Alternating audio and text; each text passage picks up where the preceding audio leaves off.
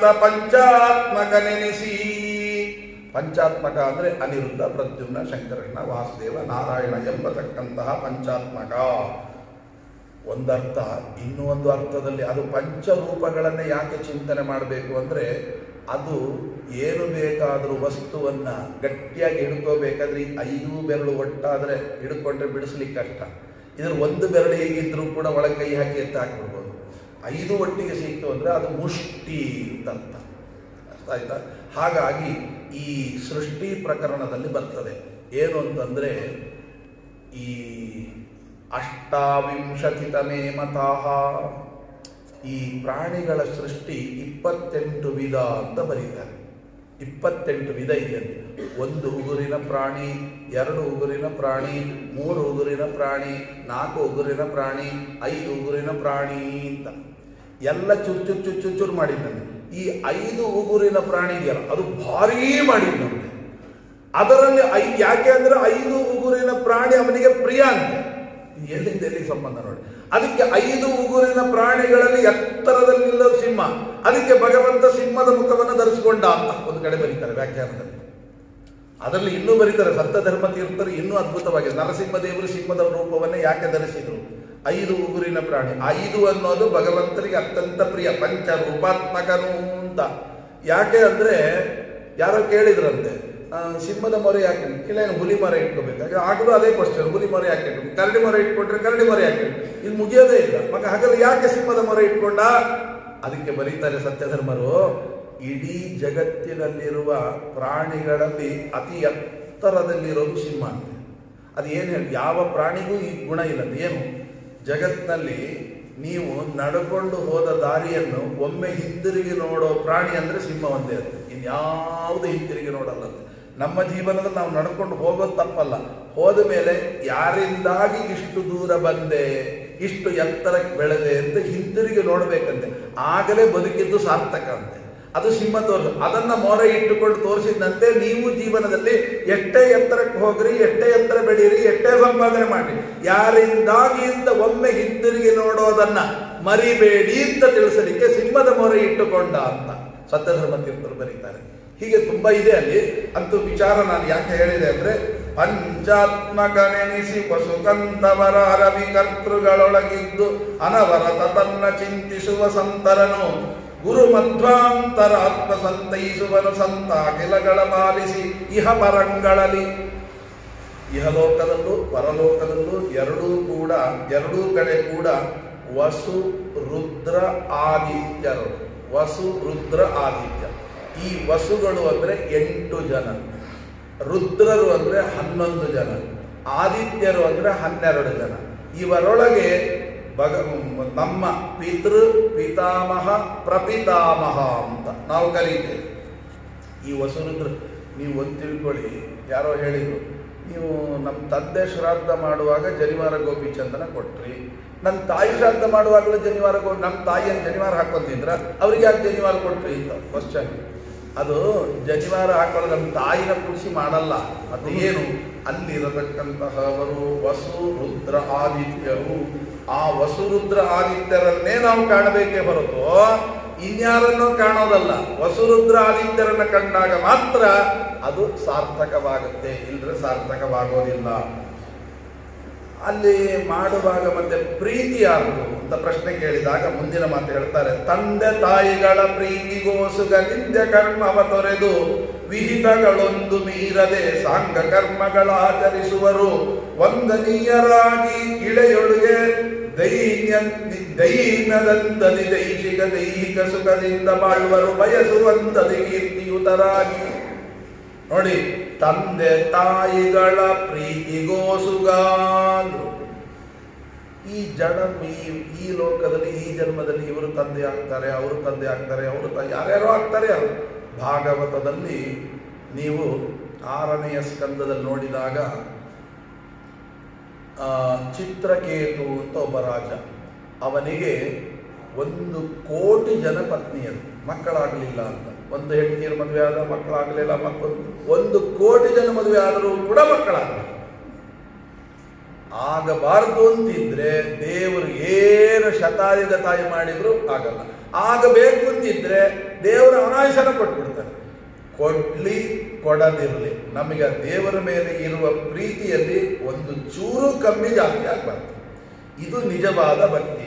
ಅವನು ಕೊಟ್ರೆ ಭಾರಿ ಭಕ್ತಿ ಮಾಡೋದು, ಕೊಡ್ಲಿಲ್ಲ ಅಂದ್ರೆ ಅವ್ನ ಕಡೆನೇ ನೋಡಲ್ಲ. ಇದು ಭಕ್ತಿ ಅಲ್ಲ. ಅದಕ್ಕೆ ಹೇಳ್ತಾರೆ ತಂದೆ ತಾಯಿಗಳ ಪ್ರೀತಿಗೋಸುಗ. ಇದು ಉಲ್ಟನೂ ಅರ್ಥ. ಹೇಗೆ?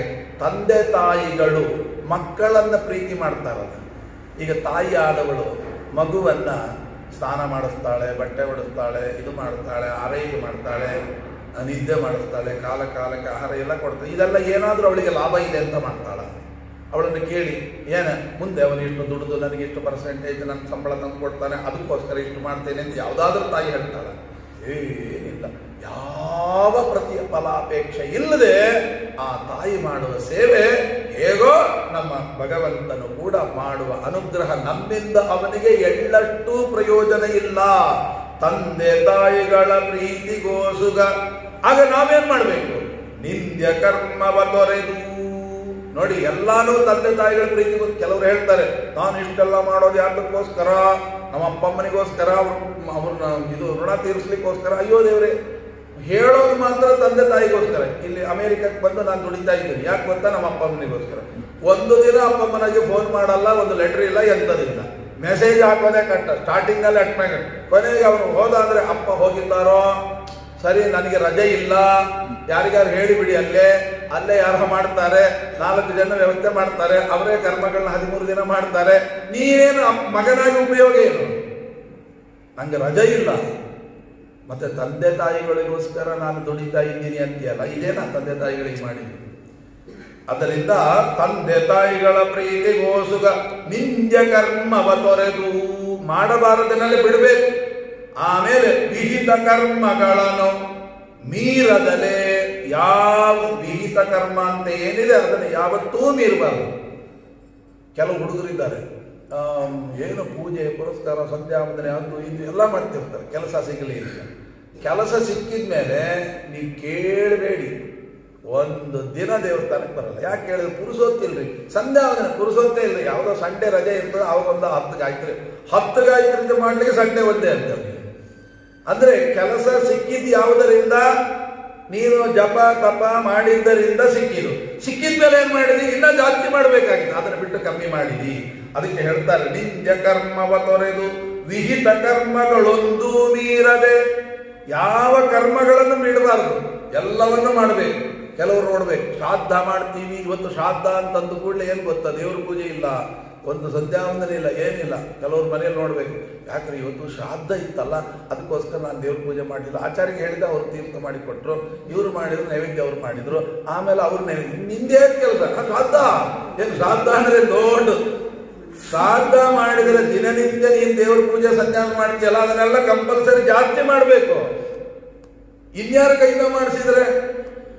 ನೀನು ಕಟ್ಟಪಟ್ಟು ಬೆಳಗಿನ ಜಾವದಲ್ಲಿ ಎದ್ದು ಸ್ನಾನ ಸಂಧ್ಯಾವಂದನಾದಿಗಳನ್ನು ಮಾಡಿ, ಜಾಸ್ತಿ ಗಾಯತ್ರಿ ಜಪಾದಿಗಳನ್ನು ಮಾಡಿ, ನೀನೇ ಅನ್ನ ಮಾಡಿ, ನೈವೇದ್ಯ ಮಾಡಿ, ಪಾಯಸ ಮಾಡಿ ಮಾಡಬೇಕು. ಅಡಿಗೆವನು ಅನ್ನ ಪಾಯಸ ಮಾಡಿಕೊಡ್ಬೇಕು, ಆಚಾರ ದೇವ್ರ ಪೂಜೆ ಮಾಡಿಕೊಡು. ನೀನು ಕೂತೇನು ಮಾಡೋದು? ಅವ್ರು ಹೇಳ್ತಾರೆ ಮಂತ್ರ ಕೂಡ ಎಲ್ಲ ಆಚಾರ ಹೇಳ್ಬೇಕು. ನಾವೇನಲ್ಲ, ಅವ್ರ ಪವಿತ್ರ ಕೊಡ್ತಾರೆ, ಇಡು ಅಂದ್ರೆ ಇಡೋದಂತೆ. ಅಷ್ಟಕ್ಕೋಸ್ಕರ ಎಲ್ಲ ಬಿಡ್ಬೇಕಾ? ಅದಕ್ಕೋಸ್ಕರ ಒಂದು ಮೀರದಲೇ.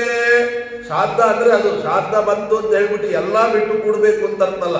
ಅವತ್ತಿನ ದಿವಸ ಪ್ರತಿಯೊಂದು ನಾವೇ ಮಾಡಬೇಕು. ಎಲ್ಲಿ ತನಕ ಅಂದ್ರೆ ಅಡಿಗೆನೂ ನಾವೇ ಮಾಡಬೇಕು. ದೇವರ ಪೂಜೆ, ಅಡಿಗೆ, ಬ್ರಾಹ್ಮಣರಿಗೆ ಎಲ್ಲ ಮೊದಲಿಂದ ಎಲ್ಲ ಬಡಿಸಿ ಎಲ್ಲ ಕ್ಲೀನ್ ಆಗಿ ಪ್ರತಿಯೊಂದು ನೀರೇ ಮಾಡಬೇಕು.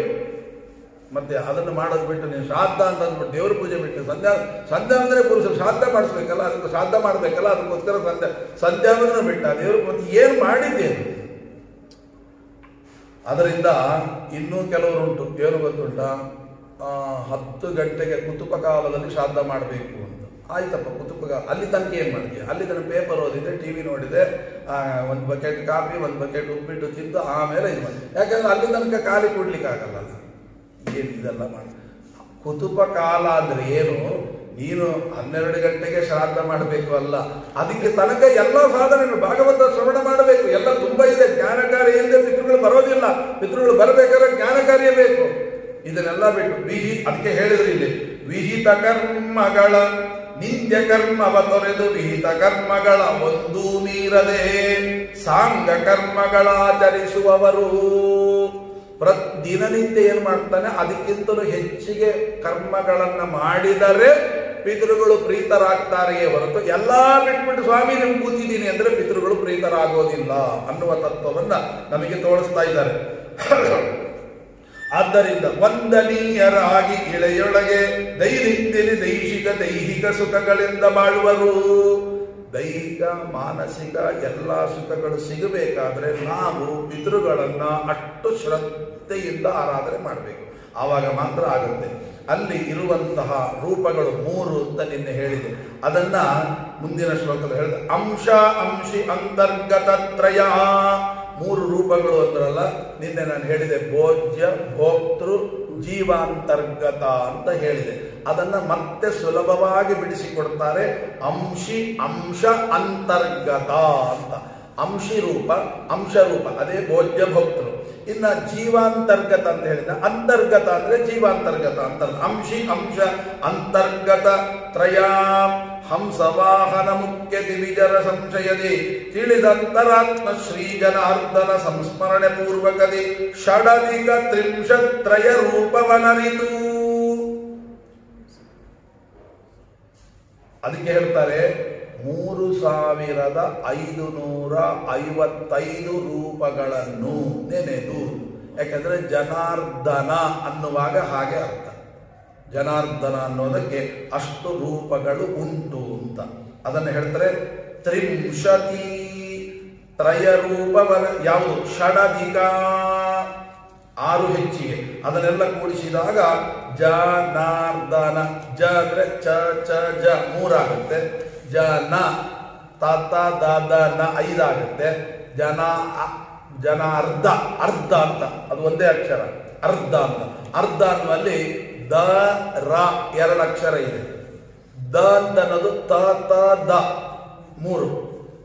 ರ ಅನ್ನೋದು ಯವರ್ಗದಲ್ಲಿ 2 ಇದೆ. ಯಾರ ಈ 3 2 ಸೇರಿಸ್ಬೇಕು ಅರ್ಧ ಅನ್ನುವಾಗ ಅಲ್ಲಿಗೆ 5 ಆಯ್ತು. ಜನಾರ್ಧ 5 ಆಯ್ತು. ಆ ಜನಾರ್ಧ ನ ಅನ್ನೋದು ತಾತ ದಾದ ನ 5, ಅಲ್ಲಿಗೆ 3555 ರೂಪಗಳು ಅಂತ ಜನಾರ್ದನ ರೂಪವನ್ನ ಎಣಿಸುತ್ತಾರೆ. ಹೀಗೆ ಆ ರೂಪವನ್ನರಿತು ಪಾಸಾಂಗನ ಪೂಜಿಸುವರೆ ಕೃತಾರ್ಥರೆನಿಸುವರು ಅಂತ ರೂಪವನ್ನ ನಾವು ನೆನೆಸಬೇಕು ಅಂತಂತಾರೆ. ಇವತ್ತು ಶ್ರಾದ್ದಾದಿಗಳನ್ನು ಮಾಡುವಾಗ ವಿಷ್ಣು ಪಾದದ ಮೇಲೆ ಇಟ್ಟು ಪಿಂಡ ಪ್ರದಾನಾದಿಗಳನ್ನು ಮಾಡಬೇಕು. ಇಲ್ದಿದ್ದರೆ ದೊಡ್ಡ ರಂಪ ರಾಮಾಯಣವೇ ಆಗೋಗುತ್ತೆ. ಅಲ್ಲ, ಅಲ್ಲಿ ಹೇಳಿದ್ದು ದರ್ಬೆಯ ಮೇಲೆ ಪಿಂಡ ಪ್ರದಾನ ಮಾಡಬೇಕು ಅಂತ. ವಿಷ್ಣು ಪಾದದ ಮೇಲೆ ಪಿಂಡ ಪ್ರದಾನ ಅಂದ್ರೆ ಈ ಪಕ್ಷ ಮಾಸದಲ್ಲಿ ಎಷ್ಟು ವಿಷ್ಣು ಪಾದ ಇಡಬೇಕು? ಈಗ ಒಂದು 50 ಪಿಂಡ ಇರ್ತದಪ್ಪ, ಅವನು ಎಲ್ಲಿ ಅಲ್ಲೆಲ್ಲ ಇಡೋದು, ದರ್ಬೆ ಮೇಲೆ ಇಡೋದು. ಅದು ನಿಜವಾಗಿ ದರ್ಬೆ ಮೇಲೆ ಇಡೋದು. ಈ ಹರಿವಂಶದಲ್ಲಿ ಬರ್ತದೆ, ಶಂತನ ಮಹಾರಾಜರ ಹೆಸರಿನಲ್ಲಿ ಭೀಷ್ಮಾಚಾರ್ಯ ಶ್ರಾದ್ದ ಮಾಡುವಾಗ ದರ್ಬೆಯ ಮೇಲೆ ಇಟ್ಟಾಗ್ತಿದೆ. ದರ್ಬೆ ಮೇಲೆ ಇಟ್ಟಾಗ ದರ್ಬೆಯನ್ನು ಸೀಳಿಕೊಂಡು ಕೈ ಬಂತು, ನನಗೆ ಕೊಡು ಅಂತ ಕೇಳಿದ್ರು. ಇಲ್ಲ, ಪಕ್ಕದಲ್ಲಿ ದರ್ಬೆ ಮೇಲೆ ಇಟ್ಟ ಅಂತ ಹೇಳ್ತಾರೆ ಹರಿವಂಶದಲ್ಲಿ. ಇಟ್ಟಾಗ ಅಪ್ಪ ನಾನು ತಪ್ಪು ಮಾಡಿದ್ದೇನೆ, ಗೊತ್ತಿಲ್ಲ, ನನಗೆ ಪುರೋಹಿತರು ಏನು ಹೇಳಿದ್ರು ಅದನ್ನು ಮಾಡಿದ್ದೇನೆ, ನೀನು ಕೈಯಾರೆ ಬಂದು ಕೇಳಿದ್ರು ನಾನು ಕೊಡ್ಲಿಲ್ಲ, ಕ್ಷಮಿಸಿಬಿಡು. ಆಗ ಶಂತನ ಮಹಾರಾಜ ಹೇಳ್ತಾರೆ, ನೀನು ಕೈಯಾರೆ ಕೊಟ್ಟಿದ್ರು ನನಗೆ ಸಂತೋಷ ಆಗ್ತಿರ್ಲಿಲ್ಲ, ದರ್ಬೆ ಮೇಲೆ ಇಟ್ಟದ್ದೇ ನನಗೆ ಸಂತೋಷ. ಅದರಲ್ಲಿ ವಿಷ್ಣುಪಾದ ಇಡಬಹುದು. ಯಾವಾಗ ಇಡಬಹುದು ಅಂದ್ರೆ ಸುಮ್ಮನೆ ಅಂಗಡಿಯಿಂದ ತಂದ ವಿಷ್ಣುಪಾದ ಇಡಬಾರದು. ಗಯಾದಲ್ಲಿ ಹೋಗಿ ವಿಷ್ಣುಪಾದದ ಮೇಲೆ ಹೊಸ ವಿಷ್ಣುಪಾದವನ್ನು ತಗೊಂಡು ಅದರ ಮೇಲೆ ಇಟ್ಟು ಆವಾಹನೆ ಮಾಡಿ ಪೂಜೆ ಮಾಡಿ ಅಲ್ಲಿಯ ಅರ್ಚಕರಿಂದ ಅದನ್ನು ತಗೊಂಡು ಬಂದು ಇಟ್ಟುಕೊಂಡು ಅದರ ಮೇಲೆ ಇಟ್ಟರೆ ಅದು ಪರಮಶ್ರೇಷ್ಠ. ಇನ್ನೂ ಒಂದು ಅದರ ಮೇಲೆ ವಸ್ತ್ರ ಹಾಕ್ತಾರಲ್ಲ, ಆ ವಸ್ತ್ರನೂ ಹಾಗೆ. ಅಲ್ಲಿ ನೀವು ಕೇಳಿದರೆ ಬಿಳಿ ವಸ್ತ್ರದಲ್ಲಿ ಅವರು ಗಂಧ ಹಚ್ಚಿಬಿಟ್ಟು ಆ ವಿಷ್ಣುಪಾದಕ್ಕೆ ಅದರ ಮೇಲೆ ವಸ್ತ್ರ ಇಟ್ಟು ಒತ್ತಿ ಕೊಡ್ತಾರೆ. ಆ ವಸ್ತ್ರವನ್ನು ಅದರ ಮೇಲೆ ಕ್ಲೀನಾಗಿ ವಿಷ್ಣುಪಾದ ಚಿತ್ರ ಇರುತ್ತೆ, ಅದನ್ನ ಆ ವಿಷ್ಣುಪಾದದ ಮೇಲೆ ಇಟ್ಟರೆ ಸಂಪೂರ್ಣ ವಿಷ್ಣುಪಾದದ ಮೇಲೆ ಇಟ್ಟ ಫಲ ಬರುತ್ತೆ ಅಂತ. ಅಂದರೆ ಮಾಡಿದ್ರೆ ಫಲ ಇಲ್ಲ ಅಂತಲ್ಲ, ಮತ್ತೆ ನಾಳೆಯಿಂದ ಬಿಟ್ಬಿಡ್ಬೇಕು ಅಂತ ಅರ್ಥ ಅಲ್ಲ, ಮಾಡಬೇಕು. ಇದು ಹೆಚ್ಚಿನ ಫಲಕ್ಕೆ ಈ ಒಂದು ಆ ಬಟ್ಟೆಯನ್ನು ನೀವು ಮತ್ತೆ ಬೇಕಾದ್ರೆ ತೊಯಿಸಿ ಮತ್ತೆ ಇನ್ನೊಮ್ಮೆ ಕೂಡ ಉಪಯೋಗಿಸಬಹುದು ಅಂತಿದೆ. ಆ ಚಿತ್ರ ಹಾಗೆ ಇರುತ್ತೆ, ಹೋಗಲ್ಲ. ಆ ರೀತಿಯಾಗಿ ನೀವು ಎಷ್ಟೋ ಸಲ ಅಂಥದ್ದು ಒಂದು ಡಜನ್ ಹಿಡ್ಕೊಂಡ್ ಬಂದ್ಬಿಟ್ರೆ ಎಷ್ಟೋ ವರ್ಷಗಳ ಕಾಲ ಆಗುತ್ತೆ. ವರ್ಷಕ್ಕೊಮ್ಮೆ ಮಾಡುವಂಥದ್ದು, ವರ್ಷದಲ್ಲಿ ಒಂದು 2-3 ಮಾಡ್ತೀರಿ, ಅವಾಗ ಅದೇನು ಮಾಸಿ ಹೋಗೋದಿಲ್ಲ. ಆ ರೀತಿಯಾಗಿ ಮಾಡಬಹುದು ಅಂತ ಅಭಿಪ್ರಾಯದಲ್ಲಿ ಹೇಳ್ತಾರೆ. ಹಾಗಾಗಿ ವಿಷ್ಣುಪಾದದಲ್ಲಿ ಅಂದರೆ ಸಾಕ್ಷಾತ್ ಭಗವಂತ, ಅದು ಪಂಚಕ್ರೋಶಂ ಗಯಾಕ್ಷೇತ್ರಂ ಕ್ರೋಶಮೇವ ಗಯಾಶಿರ ಅಂತ 5 ಕ್ರೋಶ ಅಂತ ಹೇಳಿದ್ದಾರೆ. ಅದಷ್ಟು ವಿಷ್ಣುಪಾದವೇ, ನೀವು ಎಲ್ಲಿಟ್ಟರೂ ಅದು ವಿಷ್ಣುಪಾದವೇ. ಹಾಗಾಗಿ ನೀವು ವಿಷ್ಣುಪಾದ ಮೇಲೆ ಇಟ್ಟರೆ ಮಾತ್ರ ವಿಷ್ಣುಪಾದ ಅಂತ ತಿಳ್ಕೋಬೇಡಿ, ಅದ್ರ ಸುತ್ತ ಎಲ್ಲಿ ಇಟ್ಟರೂ ಅದು ವಿಷ್ಣುಪಾದಕ್ಕೆ ಸೇರುವಂಥದ್ದು. ಆದ್ದರಿಂದ ನೀವು ಎಲ್ಲೋ ಮಠದಲ್ಲಿ ಮಾಡಿಸ್ತಾರೆ, ಎಲ್ಲೋ ಕಟ್ಟೆಯಲ್ಲಿ ಮಾಡಿಸ್ತಾರೆ. ನಾನು ವಿಷ್ಣುಪಾದ ಮೇಲೆ ಮಾಡಿಸ್ಬೇಕು ಅಂತ ಹೋಗಿದ್ದೆ, ಅಲ್ಲೆಲ್ಲೋ ಕಟ್ಟೆಯಲ್ಲಿ ಮಾಡಿಸಿದ್ರೆ ಯಾರೋ ಕಂಪ್ಲೇಂಟ್. ನಾನು ಹೇಳಿದೆ, ಕಟ್ಟೆ ವಿಷ್ಣುಪಾದ ಮೇಲೆ ಯಾರು ಹೋದ್ರೂ ಬಿಡಲ್ಲ, ಅಲ್ಲಿ ತಗೊಂಡು ಹಾಕೋದಕ್ಕೆ ದೊಡ್ಡ ಜಗಳ ಯುದ್ಧ ಆಗೋಗುತ್ತೆ. ನೀವು ನಾನು ಇಡ್ತೀನಿ ಅಲ್ಲೇ ಬಿಟ್ಟ ಪ್ರಧಾನ 1 ಗಂಟೆ ನೀರು ಮಾಡಿಸಿದ್ರು ಉಳಿದವ್ರ ಗತಿ ಏನು? ಸುಮ್ಮನೆ ಅಲ್ಲಿ ಇಟ್ಟರೆ ಸಾಕು, ಆ ಪುಣ್ಯ ಅದಷ್ಟು ವಿಷ್ಣುಪಾದವೇ ಅಷ್ಟು ಸ್ಪಷ್ಟವಾಗಿ ಗಾಯ ಮಹಾತ್ಮೆಯಲ್ಲಿ ಬರುತ್ತೆ. ಆದ್ದರಿಂದ ಏನು ದೋಷ ಇಲ್ಲ. ಇನ್ನ 3,500 ಮೇಲೆ 105 ರೂಪದಿ ಜನಾರ್ದನ ಸೂರಿಗಳು ಮಾಡುವ ಸ್ವಮಾರಾಧನೆಗೆ ವಿಘ್ನಗಳು ಬಾರದಂತೆ ಬಹು ಪ್ರಕಾರಾದಿ ಖರಾರಿ ಕಾಪಾಡುವನು ಸರ್ವರ ಶರೀರದೊಳಗಿದ್ದವರ ಹೆಸರಿನಿಂದ ಕರೆಸುತ್ತಲೇ. ನೋಡಿ, ಖರಾರಿ ಅಂತ, ಖರಾರಿ ಅಂದ್ರೆ ಯಾರು? ಖರ ದೂಷಣರು ಅಂತ. ಅವನನ್ನ ಕೊಂದವ ಅರಿ ಅಂದ್ರೆ ರಾಮ. ನೋಡಿ, ಜನಾರ್ದನನ ಪೂಜೆ ಮಾಡುವಾಗ ಅದಕ್ಕೆ ಬರುವ ವಿಘ್ನಗಳನ್ನ ಪರಿಹಾರ ಮಾಡತಕ್ಕಂಥವನು ಖರಾರಿ ಅಂದ್ರೆ ರಾಮಚಂದ್ರ ದೇವರು ಬಂದು ಕಾಪಾಡ್ತಾರೆ. ಯಾಕೆ ಅಂದರೆ ಇಷ್ಟು ಭಗವದ್ ರೂಪಗಳಲ್ಲಿ ತಂದೆಯ ಔರ್ಧ್ವದೇಹಿಕ ಕ್ರಿಯೆಗಳನ್ನು ಮಾಡಿದ ಅಂತ ನಿಮಗೇನಾದರೂ ಇತಿಹಾಸದಲ್ಲಿ ಸಿಕ್ಕುವುದಾದರೆ ಅದು ರಾಮಚಂದ್ರ ದೇವರು ಮಾತ್ರ. ನೋಡಿ, ದಶರಥ ಮಹಾರಾಜರು ಹೋದ ನಂತರ ಪ್ರೇತ ಕಾರ್ಯಾಣಿ ಸಮ್ಯಕ್ 5ನೇ ಅಧ್ಯಾಯದಲ್ಲಿ ನಿಮಗೆ ಮಹಾಭಾರತ ತಾತ್ಪರ್ಯ ನಿರ್ಣಯ ಶ್ರೀಮದ್ ಆಚಾರ್ಯರ ತಾತ್ಪರ್ಯ ನಡೆದರೆ 5ನೇ ಅಧ್ಯಾಯದಲ್ಲಿ ಪ್ರೇತ ಕಾರ್ಯಾಣಿ ಸಮ್ಯಕ್, ದಶರಥ ಹೋದ ಮೇಲೆ ರಾಮಚಂದ್ರ ದೇವರು ಅವರ ಪ್ರೇತ ಕಾರ್ಯಗಳನ್ನೆಲ್ಲ ಒಂದೂ ಬಿಡದೆ ಮಾಡಿದ ಅಂತ ಶ್ರೀಮದ್ ಆಚಾರ್ಯ ಹೇಳ್ತಾರೆ. ರಾಮಚಂದ್ರ ದೇವರು ಮಾಡಿದರಂತೆ. ಹಾಗೆ ಕೃಷ್ಣ ಉಳಿದವರ ಪ್ರೇತ ಕಾರ್ಯವನ್ನು ಮಾಡಿದಂತೆ ಎಲ್ಲೂ ಇಲ್ಲ. ಇದಲ್ಲ ಅಂದ್ರೆ ತರ್ಪಣ ಕೊಟ್ಟಂತುಂಟು, ಆ ಗ್ರಹಣ ಕಾಲದಲ್ಲೆಲ್ಲ ಹೋದ ಅವರಿಗೆಲ್ಲ ತರ್ಪಣ ಕೊಟ್ಟಂತಲ್ಲ ಇದಕ್ಕೆ. ಅದನ್ನು ನಿಜವಾಗಿ ಮಾಡಿದಂಥದ್ದು ರಾಮಚಂದ್ರ. ಇನ್ನೂ ಒಂದು ಅಂದ್ರೆ ಗಯಾದಲ್ಲಿ ನಿಮಗೆ ನದಿಯ ಆ ಕಡೆ ಹೋದರೆ ದಶರಥ ರಾಜನ ಶ್ರಾದ್ದವನ್ನ ವಶಿಷ್ಠಾದಿಗಳ ಮುಖಾಂತರ ನಿಂತು ತಾನೇ ಮಾಡಿದ ರಾಮಚಂದ್ರ ಅಂತ ಇವತ್ತಿಗೂ ಆ ಜಾಗ ತೋರಿಸ್ತಾರೆ. ನೀವು ಅಲ್ಲಿಗೆ ಹೋಗ್ಬೋದು. ಅಲ್ಲಿಗೆ ಹೋದರೆ ನದಿಯ ಆ ಕಡೆ ಹೋಗ್ಬೇಕು. ಹೋದರೆ ರಾಮಚಂದ್ರ ದೇವರು ದಶರಥನ ಶ್ರಾದ್ದವನ್ನ ಮಾಡಿದ ಜಾಗ. ಸೊಸೆಯಾಗಿರತಕ್ಕಂತಹ ಸೀತಮ್ಮನವರು ಬಡಿಸಲಿಕ್ಕೆ ಬಂದ್ರೆ ಯಾರು ಬ್ರಾಹ್ಮಣರು ಊಟ ಕೂತಿದ್ರಲ್ಲ ಅವರೊಳಗೆ ತಾನು ನಾಚಿಕೊಂಡು ನೀ ಯಾಕೆ ನಾಚಿಕೊಂಡು ನಿಂತಿದ್ದೀ ಅಂತ ಕೇಳಿದಾಗ ನನಗೆ ಸಾಕ್ಷಾತ್ ನಮ್ಮ ಮಾನವರೇ ಕಾಣಿಸ್ತಾ ಇದ್ದಾರೆ ಅಂತ. ಇದೆಲ್ಲ ನಡೆದದ್ದು ನದಿಯ ಆ ಕಡೆ. ಆ ಜಾಗವನ್ನು ತೋರಿಸ್ತಾರೆ ಹೋದ್ರೆ. ಯಾಕೆ ಅಂದ್ರೆ ರಾಮಚಂದ್ರ ದೇವರು ಈ ಶ್ರಾದ್ದಾದಿಗಳನ್ನ ಮಾಡಿ ಏನು ತೋರಿಸಿಕೊಟ್ರು ಅಂದ್ರೆ, ನನ್ನ ಸ್ಮರಣೆಯನ್ನ ಶ್ರಾದ್ದಾದಿ ಕಾಲದಲ್ಲಿ ಯಾರು ಮಾಡ್ತಾರೆ ಅಲ್ಲಿ ಯಾವ ವಿಘ್ನವೂ ಬಾರದಿದ್ದಂತೆ ನೋಡಿಕೊಳ್ತೇನೆ ಅಂತ ಹೇಳಿದರು. ಈಗ ಶ್ರಾದ್ದ ಅಂದ್ರೆ ಏನು ಗೊತ್ತಾ? ನೀವು ನೋಡಿ, ಶ್ರಾದ್ದದಲ್ಲಿ ಏನು ಪ್ರತ್ಯೇಕ ಏನು ಭಾರೀ ಆಟೋಪಾಠಗಳಿಲ್ಲ. ಬ್ರಾಹ್ಮಣನ ಕರೆಯೋದು, ಕಾಲು ತೊಳೆಯೋದು, ಗಂಧಾಕ್ಷತೆ ಕೊಡೋದು, ವಸ್ತ್ರಾದಿಗಳನ್ನು ಕೊಡೋದು, ಊಟಕ್ಕೆ ಹಾಕೋದು, ತೃಪ್ತಿ ಆಯ್ತಾ ಅಂತ ಕೇಳೋದು ಅಷ್ಟೇ. ಇಡೀ ಶ್ರಾದ್ದದೊಳಗೆ ಬ್ರಾಹ್ಮಣ ಭೋಜನ ಅಷ್ಟೇ ಪ್ರಧಾನ. ಅದಕ್ಕೆ ಬ್ರಾಹ್ಮಣರ ಭೋಜನ ಮಾಡುವಾಗ ಇವತ್ತಿಗೂ ಆ ಪದ್ಧತಿ ಬಂದಿದೆ ನೋಡಿ. ಏನು ಅಂತಂದ್ರೆ, ಯಾವುದೇ ಭಗವಂತನ ಸ್ಮರಣೆ ಮಾಡಿ ಊಟ ಕೂತಾಗ, ಬ್ರಾಹ್ಮಣರು ಊಟ ಕೂತಾಗ ಯಾವುದೇ ಭಗವಂತನ ಸ್ಮರಣೆ, ನರಸಿಂಹದೇವರು, ಕೃಷ್ಣ ಎಲ್ಲ ಹಾಗೆ ಕೊನೆಗೆ ಹೇಳುವಾಗ ಒಂದು ಮಾತು ಹೇಳ್ತೀವಿ, ಭೋಜನ ಕಾಲೇ ಸೀತಾಕಾಂತ ಸ್ಮರಣೆ. ನೀವು ನರಸಿಂಹದೇವರು ಹಾಡಾಡಿರ್ತೀರಿ, ಹೇಳುವಾಗ ಏನು ಹೇಳ್ತೀರಿ? ಭೋಜನ ಕಾಲೇ ಸೀತಾಕಾಂತ ಸ್ಮರಣೆ. ಯಾಕೆ? ಆ ಸೀತಾಕಾಂತನಿಂದ ಮಾತ್ರ ಬರುವ ವಿಘ್ನಗಳನ್ನ ಪರಿಹಾರ ಮಾಡುವ, ಅದರಲ್ಲಿರುವ ವಿಷವನ್ನು ತೆಗೆಯುವ ತಾಕತ್ತಂತೆ.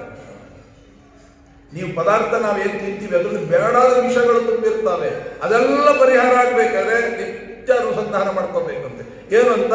ಸಾಕ್ಷಾತ್ ಶ್ರೀರಾಮಚಂದ್ರ ದೇವರಿದ್ದಾರೆ ಅಂತ ಚಿಂತನೆ ಮಾಡಿಬಿಟ್ರೆ ವಿಷಗಳೆಲ್ಲ ರಾಮಾಂತ ಬಾಯಿಂದ ಬಂದ್ರೆ ಸಾಕಂತೆ ವಿಷ ಪರಿಹಾರ ಆಗುತ್ತಂತೆ. ಮಹರುದ್ರ ದೇವರಿಗೆ ಕಾಲಕೂಟ ವಿಷಪಾನ ಮಾಡಿದಾಗ ಗಂಟ್ಲು, ಬೇನೆ, ತಲೆಶೂಲಿ ಎಲ್ಲ ಆಯ್ತಂತೆ. ಅವಳು ತಾಯಿ ಹೆಂಡತಿ ಕೇಳ್ತಾಳಂತೆ, ಸ್ವಾಮಿ ನಿಮ್ಗೆ ಏನೂ ಆಗ್ಲಿಲ್ವಾ? ಅಯ್ಯೋ ಆಗ್ಲಿಲ್ವಾ? ಏನು ತಡ್ಕೊಳ್ಳಿಕ್ಕಾಗ್ಲಿಲ್ಲ, ಅಟ್ಟಾಯಿತು. ಮತ್ತೆ ಅವೆಲ್ಲ ಏನ್ ಪರಿಹಾರ ಆಯಿತು? ಒಂದೇ ಮಾತು ಹೇಳ್ತಾರಂತೆ, ಸೋಮಶೇಖರ ತನ್ನ ಬಾಮೆಗೆ ಪೇಳಿದ ಮಂತ್ರ ರಾಮ ಮಂತ್ರ. ಆ ರಾಮ ಮಂತ್ರ ಜಪ ಮಾಡಿದೆ ಎಲ್ಲ ಮಹರುದ್ರ ದೇವರ ಕಾಲಕೂಟ ವಿಷವೇ ರಾಮನಾಮದಿಂದ ಪರಿಹಾರ ಆಯಿತು. ಅಂದ್ರೆ ನಾವು ಊಟ ಮಾಡೋದ್ರೊಳಗಿರ್ತಕ್ಕಂಥ ವಿಷ ಪರಿಹಾರ ಆಗದೆ ಇರ್ತದೆ ರಾಮನಾಮ. ಅಷ್ಟು ಬಂದ ವಿಘ್ನಗಳನ್ನೆಲ್ಲ ಪರಿಹಾರ ಮಾಡಿ ಉತ್ತರೋತ್ತರ ಅನುಗ್ರಹವಾಗುವಂತೆ ಮಾಡೋದು ರಾಮಚಂದ್ರ ದೇವರು ಅಂತ ಅನ್ನುವ ಮಾತನ್ನ ಇಲ್ಲಿ ಖರಾರಿ ಕಾಪಾಡುವನು ಅನ್ನುವ ಶಬ್ದ ನೋಡಿ. ಅದರೊಳಗೆ ಹೇಳುವಾಗ ಖರಾರಿ ಕಾಪಾಡುವನು, ಸರ್ವರ ಶರೀರದೊಳಗಿದ್ದವರ ಹೆಸರಲ್ಲಿ ಕರೆಸುತ್ತಲೀ. ಜನಾರ್ದನನ ಒಳಗಡೆ ರಾಮಚಂದ್ರ ದೇವರ ಚಿಂತನೆ ಮಾಡಿದರೆ ಎಲ್ಲ ದೋಷಗಳು ಪರಿಹಾರ. ಜಯ ಜಯ ಜಯಕಾಂತ ದತ್ತಾತ್ರೇಯ ಕಪಿಲ ಮಹಿದಾಸ ಭಕ್ತ ಪ್ರಿಯ ಪುರಾತನ ಪುರುಷ ಪೂರ್ಣಾನಂದ ಜ್ಞಾನಘನ. ಎಲ್ಲ ಈ ಭಗವದ್ ರೂಪಗಳನ್ನ ಯಾರು ಜಯಕಾಂತ ದತ್ತಾತ್ರೇಯ ಕಪಿಲ ಮಹಿದಾಸ ಭಕ್ತ ಪ್ರಿಯ ಈ ರೂಪಗಳನ್ನು ಚಿಂತನೆ ಮಾಡಬೇಕಂತೆ. ಯಾರಲ್ಲಿ ನೋಡಿ ಶಬ್ದಗಳು ಹೇಗಿದೆ. ಪುರಾತನ ಪುರುಷ. ಪುರಾತನ ಪುರುಷ ಅಂದ್ರೆ ಹಳೇ ಪುರುಷ ಅಂತ ಅರ್ಥ ಅಲ್ಲ. ಪುರಾತನ ಪುರುಷ ಯಾವ್ದ್ರ ಗ್ರಂಥ ಪುರಾತನ ಕಾಲದ್ದು ಅಂತ ಹೇಳ್ತೀವಿ. ಪುರಾತನ ಕಾಲದ ಹಳೆಯ ಕಾಲದ್ದು ಅಂತ ಅರ್ಥ. ಇಲ್ಲಿ ಭಗವಂತನಿಗೆ ಹೆಸರು ಅಂತದ್ದು ಪುರಾತನ ಅನ್ನೋದೇ ಭಗವಂತನಿಗೆ. ಯಾಕೆ ಗೊತ್ತಾ? ಅಲ್ಲಿ ಪದಚ್ಛೇದ ಮಾಡ್ಕೊಳ್ಳಿ ಗೊತ್ತಾಗ್ತದೆ. ಪುರ ಆತನ ಪುರುಷ. ಆ ಪುರಾತನ ಅಂದ್ರೆ ಏನು? ಹಳೇದಲ್ಲ. ಪುರ ಅಂದ್ರೆ ಶರೀರ. ಯಾರ ಶರೀರ ಇದು? ಆತನ ಶರೀರ, ನಮ್ಮ ಶರೀರ ಅಲ್ಲ, ಆತನ. ಇದು ನಾಹಂಕರ್ತ ಹರಿಕರ್. ಈ ಶರೀರ ಯಾರು? ಭಗವಂತಂದು. ಆತನ ಪುರ. ಪುರಾತನ ಹಿಂದೆ ಮುಂದೆ ಮಾಡಿಕೊಟ್ರೆ ಅರ್ಥ ಆಗುತ್ತೆ. ಪುರ ಆತನ, ಆತನ ಪುರ. ಈ ಪುರದ ಪುರುಷ ಯಾರು? ಭಗವಂತ ಅಂತ ಚಿಂತನೆ ಮಾಡಬೇಕು. ಪುರಾತನ ಪುರುಷ ಪೂರ್ಣಾನಂದ. ಅವನು ಯಾರು ಅಂದ್ರೆ ಈ ಪುರಾತನ ಪುರುಷ ನಾನಾಗಿದ್ರೆ ಅರ್ಧಂಬರ್ಧ ಆನಂದ, ಅವನ ಪೂರ್ಣಾನಂದ. ಪೂರ್ಣಾನಂದ ಅಂತ ಚಿಂತನೆ ಮಾಡಬೇಕಂತೆ. ಆದ್ದರಿಂದ ಪುರಾತನ ಪುರುಷ ಪೂರ್ಣಾನಂದ ಜ್ಞಾನ ಘನ. ಘನ ಅಂದ್ರೆ ಗಟ್ಟಿ ಅಂತ. ನಮ್ಮ ಜ್ಞಾನ ನೀರು, ಯಾವಾಗ ಬೇಕಾದ್ರೂ ಸೋರಿ ಹೋಗ್ಬೋದು, ಮರ್ತು ಹೋಗ್ಬೋದು. ದೇವರದ್ದು ಹಾಗಲ್ಲ. ಗಟ್ಟಿಯಾಗಿರತಕ್ಕಂಥ ಜ್ಞಾನ, ಜ್ಞಾನಾನಂದಮಯ. ಜ್ಞಾನಾನಂದಮಯ. ಹಯವದನ ಹರಿಹಂಸ ಲೋಕತ್ರಯ ವಿಲಕ್ಷಣ ನಿಖಿಳ ಜಗದಾಶ್ರಯ. ಅಂದ್ರೆ ನಾವು ಏನಾದರೂ ಇದರಲ್ಲಿ ಇವತ್ತು ಒಂದು ಶ್ರೀನಿವಾಸ ಕಲ್ಯಾಣ ಹೇಳ್ತಾ ಇದ್ದೆ. ಅವಾಗ ಒಂದು ಮಾತು ಬಂತು. ಏನು ಅಂದರೆ ಶ್ರೀನಿವಾಸ ದೇವರಿಗೆ ಏನಂತಾರೆ, ಗೋಪಾಲಕ ಆಕಳನ್ನು ಕತ್ತರಿಸಲಿಕ್ಕೆ ಬಂದಾಗ ಹುತ್ತದೊಳಗಿನ ದೇವರು ಮೇಲೆ ಬಂದಾಗ ಪೆಟ್ಟು ಅವನಿಗೆ ಬಿತ್ತು. ಸಪ್ತ ತಾಲ ವೃಕ್ಷದಷ್ಟು ರಕ್ತ ಚಿಮ್ಮಿತು ಅಂತ ನೋಡಿ ಹೇಳುವಾಗ ಜ್ಞಾನಿಗಳು ಸಂತೋಷ ಪಟ್ಟರಂತೆ, ಕುಣಿತಾ ಇದ್ದಾರಂತೆ. ಯಾವಾಗ ದೇವರಿಗೆ ಪೆಟ್ಟು ಬಿದ್ದು 7 ಸಪ್ತತಾಲ ವೃಕ್ಷದಷ್ಟು ರಕ್ತ ಚಿಮ್ಮಿತಲ್ಲ, ಕೊಂಡಾಡಿ ಕುಣಿದ್ರಂತೆ. ನಮಗೇನ್ರಿ ದೇವರಿಗೆ ಪೆಟ್ಟು ಬಿದ್ದರೆ ಇವರೆಲ್ಲ ಖುಷಿ ಪಡ್ತಾರಲ್ಲ, ಇವರು ಸ್ಯಾಡಿಸ್ಟ್ ಅಲ್ವಾ ಅಂತ. ಅದಕ್ಕೆ ಆ ನಿಜವಾದ ಅರ್ಥವನ್ನು ಹುಲಿಮನೆ ಆಚಾರ ಬಿಡಿಸ್ತಾರೆ. ಎಷ್ಟು ಚೆನ್ನಾಗಿ ಅಂದ್ರೆ ನೋಡಿ, ಅವರಿಗೆ ಯಾಕೆ ಅಂದ್ರೆ ಅವರು ತತ್ವವನ್ನ ಅರಿತಿದ್ರು, ಅದಕ್ಕೆ ಅವರಿಗೆ ಆನಂದ ಆಯಿತು. ನಾವೆಲ್ಲ ದೇವರಿಗೆ ಅಂತ ಪೆಟ್ಟು ಬಿದ್ದು ಬಿಡ್ತು ಅಂದ್ರೆ ನಾವು ತಾಮಸಿಗಳು ಅಂತ ಅರ್ಥ. ಏನು ದೇವರಿಗೆ ಪೆಟ್ಟು ಬಿದ್ದು ಅಂತ ದುಃಖ ಪಟ್ರೆ ಹೌದು. ಯಾಕೆ ಗೊತ್ತಾ? ಒಂದು ಅವನು ಶರೀರ ಏನು ಗೊತ್ತಾ? ಅದೇ ಅದಕ್ಕೆ ಇಲ್ಲಿ ಬಂತಲ್ಲ ಜ್ಞಾನ ಘನ ಅಂತ ಶಬ್ದ. ಜ್ಞಾನ ಆನಂದ ಎರಡೇ ಶರೀರ. ಈಗ ಒಂದು ಪ್ಯಾಕೆಟ್ನೊಳಗೆ ನಂದಿನಿ ಪ್ಯಾಕೆಟ್ ಒಡೆದೋಯ್ತು ಅಂತ ಇಟ್ಕೊಳ್ಳಿ. ಒಡೆದ್ರೆ ಏನು ಬರುತ್ತೆ? ಅದರ ಒಳಗೆ ಏನಿದೆ ಅದೇ ಬರ್ಬೇಕು ತಾನೆ, ಹಾಲೇ ಬರ್ಬೇಕು ತಾನೆ, ಬೇರೆ ನೀರು ಬರುತ್ತಾ? ಹಾಗೆ ಈ ಶರೀರದ ಒಳಗಡೆ ರಕ್ತ ಚಿಮ್ಮಿತು ಅಂತಂದ್ರೆ ಇಲ್ಲದೆ ಇದ್ದದ್ದು ಹೆಂಗೆ ಬಂತು? ಯಾಕೆಂದ್ರೆ ಆ ಶರೀರ ಎಂತದ್ದು ಅಂತ ಶಾಸ್ತ್ರ ಕೊಂಡಾಡಿದೆ, ಜ್ಞಾನಾನಂದಮಯ. ಅದರೊಳಗೆ ಜ್ಞಾನ ಆನಂದ, ಆನಂದ ಜ್ಞಾನ ಇನ್ನೇನಿಲ್ಲ, ಬರೀ ಜ್ಞಾನಾನಂದಮಯವಾಗಿರತಕ್ಕಂಥ ಈ ಶರೀರದೊಳಗೆ ಪೆಟ್ಟು ಬಿದ್ದು ಕೂಡಲೇ ಇಲ್ಲದಿರುವ ರಕ್ತ ಎಲ್ಲಿಂದ ಬಂತು? ಅಂದರೆ ಇಲ್ಲದಿರುವ ರಕ್ತವನ್ನ ತೋರಿಕೆಗಾಗಿ ತೋರಿಸಿದ್ದಷ್ಟೇ ಹೊರತು ಒಳಗೆ ಬಂದಿಲ್ಲ. ಅಂದ್ರೆ ಅವನಿಗೆ ಏನಾಗಿಲ್ಲ, ಅದು ರಕ್ತವನ್ನೇ ಯಾಕೆ ತೋರಿಸ್ಬೇಕು? ರಕ್ತ ಅನ್ನುವಂತಹದ್ದು ಪ್ರಾರಬ್ಧ ಕರ್ಮ. ರಕ್ತ ಅನ್ನೋದು ಪ್ರಾರಬ್ಧ ಕರ್ಮ. ನೋಡಿ, ಗಾಯ ಆದ್ಮೇಲೆ ಇದೇನು ಪ್ರಾರಬ್ಧಪ್ಪ ಅಂತಂತೇವೆ. ರಕ್ತ ಬಂದ ಕೂಡಲೇ ಗಾಯ ಆಗಿ ರಕ್ತ ಯಾವುದೋ ಪ್ರಾರಬ್ಧ ಕರ್ಮ ಹಂಗಾಗೋಯ್ತು ಅಂತ ಅಲ್ವಾ. ರಕ್ತ ಅನ್ನೋದು ಪ್ರಾರಬ್ಧ ಕರ್ಮದ ಸಂಕೇತ. ಅದು 7 ತಾಲವೃಕ್ಷ ಆಗಿದೆ ಎತ್ತರ. 7 ತಾಲವೃಕ್ಷ ಅಂದ್ರೆ ಜನ್ಮ. ಯಾರು ಪರಮಾತ್ಮ ತಲೆಗೆ ಪೆಟ್ಟು ಹೊಡಿತಾರೆ, ಗೋವಿಗೆ ಕತ್ತರಿಸ್ತಾರೆ, ಗೋವಿಗೆ ಕತ್ತರಿಸಲಿಕ್ಕೆ ಗೋಪಾಲಕರು ಅಂದ್ರೆ ಏನು? ಗೋವನ್ನು ಸದಾ ಪಾಲಿಸಬೇಕಾದವರು. ಯಾರು? ಪಂಡಿತರು ಅಂತ ಅರ್ಥ, ಜ್ಞಾನಿಗಳು ಅಂತ ಅರ್ಥ. ಜ್ಞಾನಿ ಈಗ ಯಾರೋ ದೇವರು ಹೇಳ್ತಿರ್ತಾರೆ ಬಿಡ್ರಿ ಅಂತಂದ್ರೆ ಅದಕ್ಕೆ ಬೆಲೆ ಇಲ್ಲ. ಜ್ಞಾನಿಗಳು ಹಂಗೆ ಹೇಳ್ಬಿಟ್ರೆ, ಉದಾಹರಣೆಗೆ ಯಾದವಾರ್ಯರು ಅನನ್ಯಾಶ್ಚಿಂತೆಯಂತೋ ಮಾಂ ಅನ್ನೋದ್ರೊಳಗೆ ಹೀಗೆ ಲೈನ್ ಬರ್ತಾರಂತೆ. ಹೀಗೆ ಅಷ್ಟು ಸಮಂಜಸ ಅಂತ ಅನಿಸಲಿಲ್ಲ ಅಂತ ನಾಲಿಗೆ ಕತ್ತರಿಸಿತು ಅಂತ ಕತೆ ಕೇಳ್ತೇವೆ. ಹಾಗೆ ಗೋಪಾಲಕರು ಯಾರು ಶಾಸ್ತ್ರವನ್ನು ಚೆನ್ನಾಗಿ ಅಧ್ಯಯನ ಮಾಡಿದ್ದಾರೋ ಅವರೇ ದೇವರು ಕಾಪಾಡ್ತಾನೋ ಬಿಡುತ್ತಾನೋ ಅಂದ್ರೆ ದೇವರಿಗೆ ಎಷ್ಟು ಇದಾಗಿರ್ತದೆ ಅಲ್ವಾ. ಹಾಗೆ ಗೋಪಾಲಕರು ಅಂದ್ರೆ ಶಾಸ್ತ್ರವನ್ನ ನಂಬಿ ಬದುಕಿದಂಥವರು, ಶಾಸ್ತ್ರವನ್ನು ಕಾಪಾಡತಕ್ಕಂಥವರೇ ಗೋವನ್ನು ವಧೆ ಮಾಡಿದ್ರು ಅಂದ್ರೆ ಶಾಸ್ತ್ರದಲ್ಲಿ ಹೇಳಿದ್ದು ಸುಳ್ಳು ಅಂತ ಹೇಳಿದ್ರು. ಅದಕ್ಕೆ ಏನು ಫಲ ಅಂದ್ರೆ 7 ಜನ್ಮದವರೆಗೆ ಪ್ರಾರಬ್ಧ ಕರ್ಮ ಬೆನ್ನು ಹತ್ತುತ್ತೆ ಅಂತ ಅರ್ಥ. ಅದನ್ನು ತಿಳಿಸಿಕೊಟ್ರು. ಅದು ಭಗವಂತ ಹೀಗೆ ತಿಳಿಸಿದ ಅಂತ ಸಂತೋಷದಿಂದ ಕುಣಿದಾಡಿದ್ರು ಅಂತ ಅಭಿಪ್ರಾಯವನ್ನು ಬರೀತಾರೆ. ಆದ್ದರಿಂದ ಭಗವಂತನಿಗೆ ಏನಾದರೂ ಆದರೆ ದುಃಖ ಪಡಬಾರದು, ಸಂತೋಷ ಪಡಬೇಕಂತ. ಯಾಕೆ? ಎಂತಹ ವಿಡಂಬನೆ ದೇವರದ್ದು. ಏನು ನಿಜವಾಗಿಯೂ ಆಗೇ ಹೋಯಿತೇನೋ ಅನ್ನೋ ಹಾಗೆ ತೋರುತ್ತಾನಲ್ಲ, ಎಂಥವರಿಗೂ ಮೋಹ ಆಗುವಾಗ ಉಂಟಲ್ವಾ ಅಂತ. ಸೀತೆಯನ್ನು ಕಳ್ಕೊಂಡ ಅಂದ್ರೆ ಸಂತೋಷ ಪಡಬೇಕಂದ್ರೆ ಸೀತೆಯನ್ನು ಕಳ್ಕೊಂಡಾಗೇ ನಟನೆ ಮಾಡ್ತಾರೆ. ಈಗ ಉದಾಹರಣೆಗೆ ಹೇಳಬೇಕಾದ್ರೆ ನಾಟಕದಲ್ಲಿ ಯಾವನೋ ಒಬ್ಬನು ಹೊಡಿತಾನೆ, ಹೊಡೆದ ಕೂಡಲೇ ಹಿರಣ್ಯಕಶ್ಯಪುವನ್ನ ಸೀಳುತ್ತಾನೆ. ಸೀಳಿದಾಗ ಆರ್ಭಟ ಮಾಡ್ತಾನೆ. ಆರ್ಭಟ ಮಾಡಿದಾಗ ಅವನು ಕೊಂದು ಹಾಕಿದಾಗ ಅಯ್ಯೋ ಸತ್ತು ಹೋಗ್ಬಿಟ್ಟಲ್ಲ ಅಂತ ದುಃಖ ಪಡ್ತೇವ? ಸತ್ತ ಹಾಗೆ ನಟನೆ ಮಾಡಿದ, ಅವನು ಕೊಂದ ಹಾಗೆ ನಟನೆ ಮಾಡಿದ ಅಂತ ಖುಷಿ ಪಡಲ್ಲೇ? ಹಾಗೆ ಇದೊಂದು ದೊಡ್ಡ ನಾಟಕ ರಂಗದಲ್ಲಿ ದೇವರು ಒಂದೊಂದು ಪಾತ್ರವನ್ನು ಧರಿಸಿ ನೋಡು ಹೀಗೆ ಮಾಡ್ತೀನಿ ಅದನ್ನು ನೋಡಿ ಎಂತ ಅದ್ಭುತವಾದ ಪಾತ್ರ.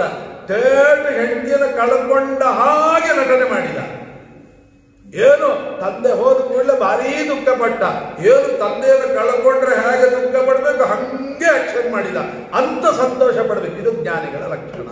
ಅದಕ್ಕೆ ದೇವರನ್ನ ಯಾವಾಗಲೂ ಜ್ಞಾನಘನ ಅಂತ ಉಪಾಸನೆ ಮಾಡಿದ್ರೆ ನಿಮಗೆ ಆ ಅನುಸಂಧಾನ ಮಾಡ್ಲಿಕ್ಕೆ ಅವಕಾಶ ಸಿಗುತ್ತೆ, ಇಲ್ಲದಿದ್ರೆ ಅವಕಾಶ ಸಿಗಲ್ಲ ಅಂತ. ಹೀಗೆ ಜ್ಞಾನಘನ ಅನ್ನುವ ಶಬ್ದವನ್ನ ಹಯವದಗ ಹರಿಹಂಸಲೋಕತ್ರಯ ವಿಲಕ್ಷಣ ನಿಖಿಲ ಜಗದಾಶ್ರಯ ನಿರಾಮಯ ದಯದಿ ಸಂತೈಸು ಪ್ರಾರ್ಥಿಸುವುದು. ಮುಗಿಯಲ್ಲ, ಆದರೂ ಕೂಡ ಎಷ್ಟಾಗುತ್ತೋ ಅಷ್ಟು ಇದನ್ನು ಮಾಡುವಾಗ ಮುಂದೆ ಒಂದು 10ನೇ ಶ್ಲೋಕದಲ್ಲಿ ಹೇಳ್ತಾರೆ, ದೇಹಗಳ ಕೊಡುವವನವರ ಹರವನು ಅಂದರೆ ಅವರ ಪಾಪಗಳನ್ನು ಅಪಹರಿಸಿ ಕೊಡದಿಹನೇ ಸುಮನಸ ಮಹಿತ ಮಂಗಳ ಚರಿತ ಸದ್ಗುಣ ಭರಿತ ಅನವರತ ಅಹಿತ ಪಾರತ್ರಿಕ ಸುಖಪ್ರದ ವಹಿಸಿ ಬೆನ್ನಲಿ ಬೆಟ್ಟದವ ಅಮೃತವನು ಉಣಿಸಿ ಮೊದಲಾದವರಿಗುಣಿಸಿ ಮುರಿದವನ ಅಹಿತನು. ದೇಹಗಳ ಕೊಡುವವನು ಅವರಿಗೆ ಆಹಾರ ಕೊಡದೆ ಇರ್ತಾನೆ, ಹುಟ್ಟಿಸಿದವ ಹುಲ್ಲು ಮೇಯಿಸುವವನೇ ಅಂತ ಒಂದು ಪ್ರಶ್ನೆ. ದೇವರು ಹುಟ್ಟಿಸಿದ್ದಾನೆ ಅಂದ್ರೆ ಅಲ್ಲ, ಕಲ್ಲಿನ ಒಳಗಡೆ ಒಂದು ಕೊಟ್ಟರೆ ಅದರೊಳಗೆ ಒಂದು ಕಪ್ಪೆ, ಅದರೊಳಗೆ ಒಂದು ನೀರು ಯಾರು ಕೊಟ್ಟರು? ಅಡವಿಯೊಳಗಿಪ್ಪ ಮೃಗಗಳಿಗೆ ಆವನು ರಕ್ಷಿಪನು. ನಾವು ಯಾರು ಕಾಪಾಡೋಲಿಕ್ಕೆ? 9 ತಿಂಗಳು ಮಗು ಹೊಟ್ಟೆ ಒಳಗಿರ್ತದಲ್ಲ, ಯಾರಾದರೂ ನಾನು ಕೊಟ್ಟೆ ಅಂತ ಹೇಳಲಿಕ್ಕಾಗತ್ತಾ? ಹೊರಗೆ ಬಂದ ಮೇಲೆ ಡಾಕ್ಟ್ರೇ ಅಂತ ಫೋನ್ ಮಾಡ್ತೀವಿ. 9 ತಿಂಗಳು ಒಬ್ಬ ವೈದ್ಯರಿಂದ ಕಾಪಾಡಲಿಲ್ವ? ಗರ್ಭದೊಳಗಿಪ್ಪ ಶಿಶುವಿಗೆ ಆವನು ರಕ್ಷಿಪನು. ಅಂತಹ ದೇವರು ನಮ್ಮನ್ನ ಸದಾ ರಕ್ಷಣೆ ಮಾಡ್ತಾನೆ ಅನ್ನೋದನ್ನ ನಾವು ತಿಳ್ಕೊಳ್ಬೇಕೇ ಹೊರತು ಯಾರೋ ಕಾಪಾಡ್ತಾರೆ ಹೇಗೋ ನೋಡಿ. ಒಂದು ದೇವರಿಗೆ ಕಾಪಾಡಬಾರದು. ಪತಿಚ್ಯುತಂ ತಿಷ್ಠತಿ ತಿಷ್ಠ ರಕ್ಷಿತಂ 7ನೇ ಸ್ಕಂದ ಭಾಗವತದಲ್ಲಿ ಹಿರಣ್ಯಕಶ್ಯಪು ತನ್ನ ತಾಯಿಗೆ ಉಪದೇಶ ಮಾಡ್ತಾನೆ. ಹಿರಣ್ಯಕಶ್ಯಪು ದೊಡ್ಡ ಉಪನ್ಯಾಸ, ಅದರೊಳಗೆ ಹೇಳ್ತಾನೆ ಪತಿಚ್ಯುತಂ ತಿಷ್ಠತಿ ತಿಷ್ಠ ರಕ್ಷಿತಂ. ಒಂದು ವಸ್ತು ಇದೆ, ಆ ವಸ್ತುವಿನಲ್ಲಿ ದೇವರ ದೃಷ್ಟಿ ಇದ್ರೆ ಜಗತ್ತಿನಲ್ಲಿ ಯಾರು ಬಂದರೂ ಅದನ್ನು ಮುಟ್ಲಿಕ್ಕಾಗಲ್ಲ. ಅದೇ ದೇವರ ದೃಷ್ಟಿ ತಪ್ಪಿತು ಅಂತ ಇಟ್ಕೊಳ್ಳಿ, ದೇವರ ದೃಷ್ಟಿ ಎಲ್ಲಿ ತಿಜೋರಿನಲ್ಲಿ ಬಚ್ಚಿಡ್ರಿ ಮಂಗಮಾಯ ಆಗೋಗುತ್ತೆ. ಒಂದ್ಸಲ ಬದ್ರಿ ಯಾತ್ರೆಗೆ ಹೋದಾಗ ಅಲ್ಲಿ ಉಪನ್ಯಾಸಕ್ಕೆ ಹೋದಾಗ ನಮ್ಮ ಜೊತೆಗೆ ಅನೇಕರು ಬಂದಿದ್ದರು. ಈ ಆರ್ಗನೈಸರ್ ಇದ್ದಾರೆ, ಅಂದರೆ ನಮ್ಮ ಜೊತೆಗೆ ಎಲ್ಲರನ್ನು ಬಂದು ಇದು ಮಾಡಿ ವ್ಯವಸ್ಥೆ ಮಾಡಿ, ಅವನು ಯಾವುದೋ ಒಂದು ಶಾಲ್ ತಗೋಬೇಕು ಅಂತ ನಮ್ಮ ಜೊತೆಗೆ ಬಂದ. ನಮ್ಮ ಜೊತೆಗೆ ಬಂದಾಗ ನಾನು ಒಂದು ಶಾಲ್ ತೊಗೊತಾ ಇದ್ದೆ ಬದ್ರಿಯಲ್ಲಿ. ಅವರು ಬಂದರು, ಎಲ್ಲ ಮಾತಾಡಿದ್ರು, ಒಂದು ಶಾಲ್ ತೊಗೊಂಡ್ರು, ನಾನು ಶಾಲ್ ತೊಗೊಂಡೆ. ಆಯಿತು, ಬಂದ್ಬಿಟ್ಟು ಬಂದು ಪ್ರವಚನ ಇತ್ತು, 3 ಗಂಟೆಗೆ ಪ್ರವಚನ ಅಂತಿತ್ತು. 3 ಗಂಟೆಗೆ ದೇವಸ್ಥಾನ ಓಪನ್ ಬದ್ರಿ, ಅಲ್ಲಿ ದೇವಸ್ಥಾನದೊಳಗೆ ಕೂತ್ಕೊಂಡು 6 ಗಂಟೆ ತನಕ ಉಪನ್ಯಾಸ ಅಂತ. ಸರಿ ಅಂತ ಉಪನ್ಯಾಸ ಮಾಡಿದೆ. ನೋಡಿ, 3 ಗಂಟೆಗೆ ಪ್ರವಚನ ಶುರುವಾಗಿದ್ದು, 2 ಗಂಟೆಗೆ ಇದೆಲ್ಲ ಪರ್ಚೇಸ್ ಮಾಡಿದ್ವಿ, 3 ಗಂಟೆಗೆ ಪ್ರವಚನ ಶುರುವಾಯಿತು. 4 ಆಯಿತು, 5 ಆಯಿತು, 6 ಆಯಿತು. 6ಕ್ಕೆ ಮಂಗಳ ಅಂದರೆ ಅವತ್ತಿನ ದಿವಸಕ್ಕೆ ಮುಗಿಯಿತು ಮಂಗಳ ಮಾಡಬೇಕಾದ್ರೆ. ಈ ಮಂತ್ರಾಕ್ಷತೆ ಕೊಡೋ ಹೊತ್ತಿಗೆ 6 ಗಂಟೆ ಲೆಕ್ಕ ಹಾಕಿ, 2 ಗಂಟೆಗೆ ಇದಾಗಿದೆ, 6 ಗಂಟೆ ಮಂತ್ರಾಕ್ಷತೆ ಕೊಡೋ ಹೊತ್ತಿಗೆ ಆಚಾರ್ಯ ಅಂತ ಏನಾಯ್ತು ಅಂದೆ. ಏನೋ ದೊಡ್ಡ ಅನಾಹುತಾಗೋದು. ಏನು ಇದು ನಾನು ಹೇಳ್ತಾ ಇರೋದು ಈಗಲ್ಲ, ಸುಮಾರು 15 ವರ್ಷದ ಹಿಂದಿನ ಕತೆ ನಾನು ಹೇಳ್ತಾ ಇರೋದು. ಏನಾಯ್ತು ಆಗ ಸ್ವಾಮಿ ಆಮೇಲೆ ಹೇಳ್ತೀನಿ, ಏನಾಯ್ತು ದೊಡ್ಡ ಗಲಾಟೆ ಎಲ್ಲರೂ. ಸರಿ, ಓಡಿ ಆಮೇಲೆ ಬಂದ, ನಗ್ಮುಖ ಬಂದ, ಸ್ವಲ್ಪ ಹೊತ್ತಿಗೆ ಬಂದ. ಏನಾಯ್ತು? ಏನಿಲ್ಲ ಆಚಾರ್ಯ, ಇದನ್ನು ಎಲ್ಲರೂ ಇದ್ದಾರೆ, ಎಲ್ಲರ ಮುಂದೆ ಹೇಳ್ಬಿಡ್ತೀನಿ. ಏನು? ನಾನು ಪರ್ಸ್ ಇಟ್ಕೊಂಡಿದ್ದೆ ಪರ್ಚೇಸ್ ಮಾಡಲಿಕ್ಕೆ. ಈ ಎಲ್ಲ ಯಾತ್ರಾರ್ಥಿಗಳು ನನಗೆ ಕೊಟ್ಟಿದ್ರಲ್ಲ, ಆವಾಗ 30,000 40,000 ಒಬ್ಬೊಬ್ಬರಿಗಿತ್ತು. ಅದನ್ನೆಲ್ಲ ತಗೊಂಡು ಸುಮಾರು 8 ಲಕ್ಷ ರೂಪಾಯಿ ಅದರೊಳಗೆ ಇಟ್ಕೊಂಡಿದ್ದಾರೆ. 8 ಲಕ್ಷ ರೂಪಾಯಿ ಪರ್ಸ್ನೊಳಗೆ. ಅದರಿಂದ ತೆಗೆದು ದುಡ್ಡು ಕೊಟ್ಟು ಶಾಲ್ ತಗೊಂಡ. ಆ ಪರ್ಸನ್ನ ಅಲ್ಲೇ ಇಟ್ಬಿಟ್ಟ. ಈ ಶಾಲ್ನೆಲ್ಲ ಮಡಚೋದ್ರೊಳಗೆ ಇಟ್ಟ, ಹಾಗೆ ಬಂದ್ಬಿಟ್ಟ. ಬಂದದ್ದು ಎಲ್ಲಿ ಅಂತಂದ್ರೆ ನಮ್ಮ ಅನಂತ ಮಠದಿಂದ ಬರುವಾಗ ಮಾರ್ಗದ ಮಧ್ಯದಲ್ಲಿ, ಅದು ಡೌನ್ ಇಳಿತೀವಿ ನೋಡಿ, ಅಲ್ಲಿ ದೇವಸ್ಥಾನದಲ್ಲಿ ಪ್ರವಚನ. 2 ಗಂಟೆಗೆ ಇದಾಗಿತ್ತು. ನಾವು 6 ಗಂಟೆಗೆ ನೋಡ್ಕೊಂಡ ಪರ್ಸ್, ಏನೋ ಮಂತ್ರಾಕ್ಷತಗಳು ದಕ್ಷಿಣೆ ಹಾಕ್ಬೇಕಲ್ಲ ಅಂತ ನೋಡ್ತಾನೆ, ಪರ್ಸಿಲ್ಲ. ಆಗ ತಲೆ ಓಡಿದವನು, ಅಯ್ಯೋ ಅಲ್ಲಿ ಇಟ್ಟು ಬಂದಲ್ಲ ಅಂತ ಓಡಿ ನೋಡಿದ್ರೆ ಸೀದಾ ಉಸಿರು ಕಟ್ಟಿಕೊಂಡು ಓಡಿ ನೋಡಿದ್ರೆ ಆಚಾರ್ಯ ನಾನು ಎಲ್ಲಿ ಪರ್ಸ್ ಇಟ್ಟಿದ್ನೋ ಅಲ್ಲೇ ಇದೆ. ಮತ್ತೆ ತೆಗೆದು ನೋಡಿದೆ, ಅಷ್ಟೇ ದುಡ್ಡು ಹಾಗೆ ಇದೆ, ಒಂದು ನಯ ಪೈಸೆ ಆ ಕಡೆ ಈ ಕಡೆ ಆಗಲಿಲ್ಲ. ನಾನಲ್ಲಿ ನೋಡಿದೆ, ಪರ್ಸ್ ಬಿಟ್ಟಿದ್ದೆ ಅಂತ. ಹೌದಾ, ಎಲ್ಲಿ? ಅವನಿಗೆ ಅಂಗಡಿಯವನಿಗೆ ಗೊತ್ತಿಲ್ಲ ಅಂತೆ ಪರ್ಸ್ ಬಿಟ್ಟಿದ್ದು. ಎಲ್ಲಿ ಇಲ್ಲಿ ಬಿಟ್ಟಿದ್ರೆ? ಇಲ್ಲಲ್ಲ, ನೋಡಿದ್ರೆ ಕಟ್ಟೆಯಲ್ಲಿದೆ. ಹೌದಾ, ನಾನೇ ನೋಡಿಲ್ಲ ಅಂತ. 4 ತಾಸಲ್ಲಿದ್ದಾನೆ, ಒಂದು ಸ್ವಲ್ಪ ಹೊತ್ತು ಕೂಡ ಆ ಪರ್ಸ್ ಇದ್ದಿದ್ದು ಗೊತ್ತಿಲ್ಲ, ಆ ದುಡ್ಡು ಹಾಗೆ ಇದೆ. ಅಂದರೆ ದೇವರ ದೃಷ್ಟಿ ಅದರ ಮೇಲೆ ಇದ್ದರೆ ಏನು ಮಾಡಿದ್ರೆ ಯಾರು ನೋಡಿ. ಅದೇ ತಿಜೋರಿಯೊಳಗೆ ಲಾಕರ್ನೊಳಗೆ ಇಟ್ಟಿರ್ತಾರೆ, ಮಾಯ ಆಗೋಗಿರ್ಬೋದು. ಎಲ್ಲಿಂದ ಹೋಯ್ತು, ಯಾರು ಹೋಯ್ತು, ಕೀ ಎಲ್ಲ ಇಲ್ಲೇ ಇದೆ, ಹೇಗೆ ಹೋಯ್ತು ಗೊತ್ತಿಲ್ಲ. ದೇವರ ದೃಷ್ಟಿ ತಪ್ಪಿದರೆ ಯಾರೂ ಉಳಿಸ್ಲಿಕ್ಕೆ ಸಾಧ್ಯ ಇಲ್ಲ. ದೇವರ ದೃಷ್ಟಿ ಇದ್ರೆ ಯಾರೂ ಏನೂ ಮಾಡ್ಲಿಕ್ಕೆ ಸಾಧ್ಯ ಇಲ್ಲ ಅನ್ನುವಂಥ ಒಂದು ದೊಡ್ಡ ತತ್ವವನ್ನ ಎಲ್ಲಿ ತನಕ ಅಂದ್ರೆ, ಆ ಉಪನ್ಯಾಸವನ್ನು ಕೇಳಿ ಅವ್ರ ತಾಯಿಗೆ ತಲೆ ಭ್ರಮೆ ಎಲ್ಲ ಹೊಟ್ಟೋಯ್ತು. ಅವಳು ಸನ್ಮಾರ್ಗಕ್ಕೆ ಬಂದು, ಆದ್ರೆ ಈ ಉಪನ್ಯಾಸ ಮಾಡಿದ ಮತ್ತೆ ಎಲ್ಲಿ ಬಿಟ್ಟು ಅಂತ ಹುಡ್ಕೊಂಡು ಹೋದ. ಕೊಲ್ತೀನಿ ಅಂತ ಹೊರಟ, ಯಜ್ಞ ಯಾಗಾದಿಗಳನ್ನು ಧ್ವಂಸ ಮಾಡಿ ಅಂತ ಹೊರಟ ಅಂತ ಉಂಟಲ್ಲ ಕಥೆಯಲ್ಲಿ. ಅಂದ್ರೆ ಉಪನ್ಯಾಸ ಮಾಡಿದ ಅವನಿಗೇನದು ಹತ್ತಲಿಲ್ಲ, ಕೇಳಿದವರಿಗೆಲ್ಲ ಅಂತ ಒಳಗಿರ್ತಕ್ಕಂಥ ಜಯನ ಉಪನ್ಯಾಸ ಅಂತ ಅಲ್ಲಿ ಶ್ರೀಮದ್ ಆಚಾರ್ಯ ವರ್ಣನೆ ಮಾಡ್ತಾರೆ. ಹೀಗೆ ಮನವಚನಕಾಯಗಳ ದೆಸೆಯಿಂದನು ಕದಿಲದಲ್ಲಿ ಬಿಡದಾಚರಿಸುತ್ತಿಪ್ಪನು ಉಚಿತ ಕರ್ಮಗಳ ಸದ್ಭಕ್ತಿ ಪೂರ್ವಕದಲ್ಲಿ ಅನಿಲ ದೇವನೊಳಿಪ್ಪ ನಾರಾಯಣನಿದ್ದನು ಎಂದು ಕೃಷ್ಣಾರ್ಪಣವೆನುತ ಕೊಡೆ ಸ್ವೀಕರಿಸಿ ಸಂತೈತ ಕರುಣಾಡು. ಅನಿಲ ದೇವನೊಳು, ಒಳ್ಳೆ ಮಾತಿದು.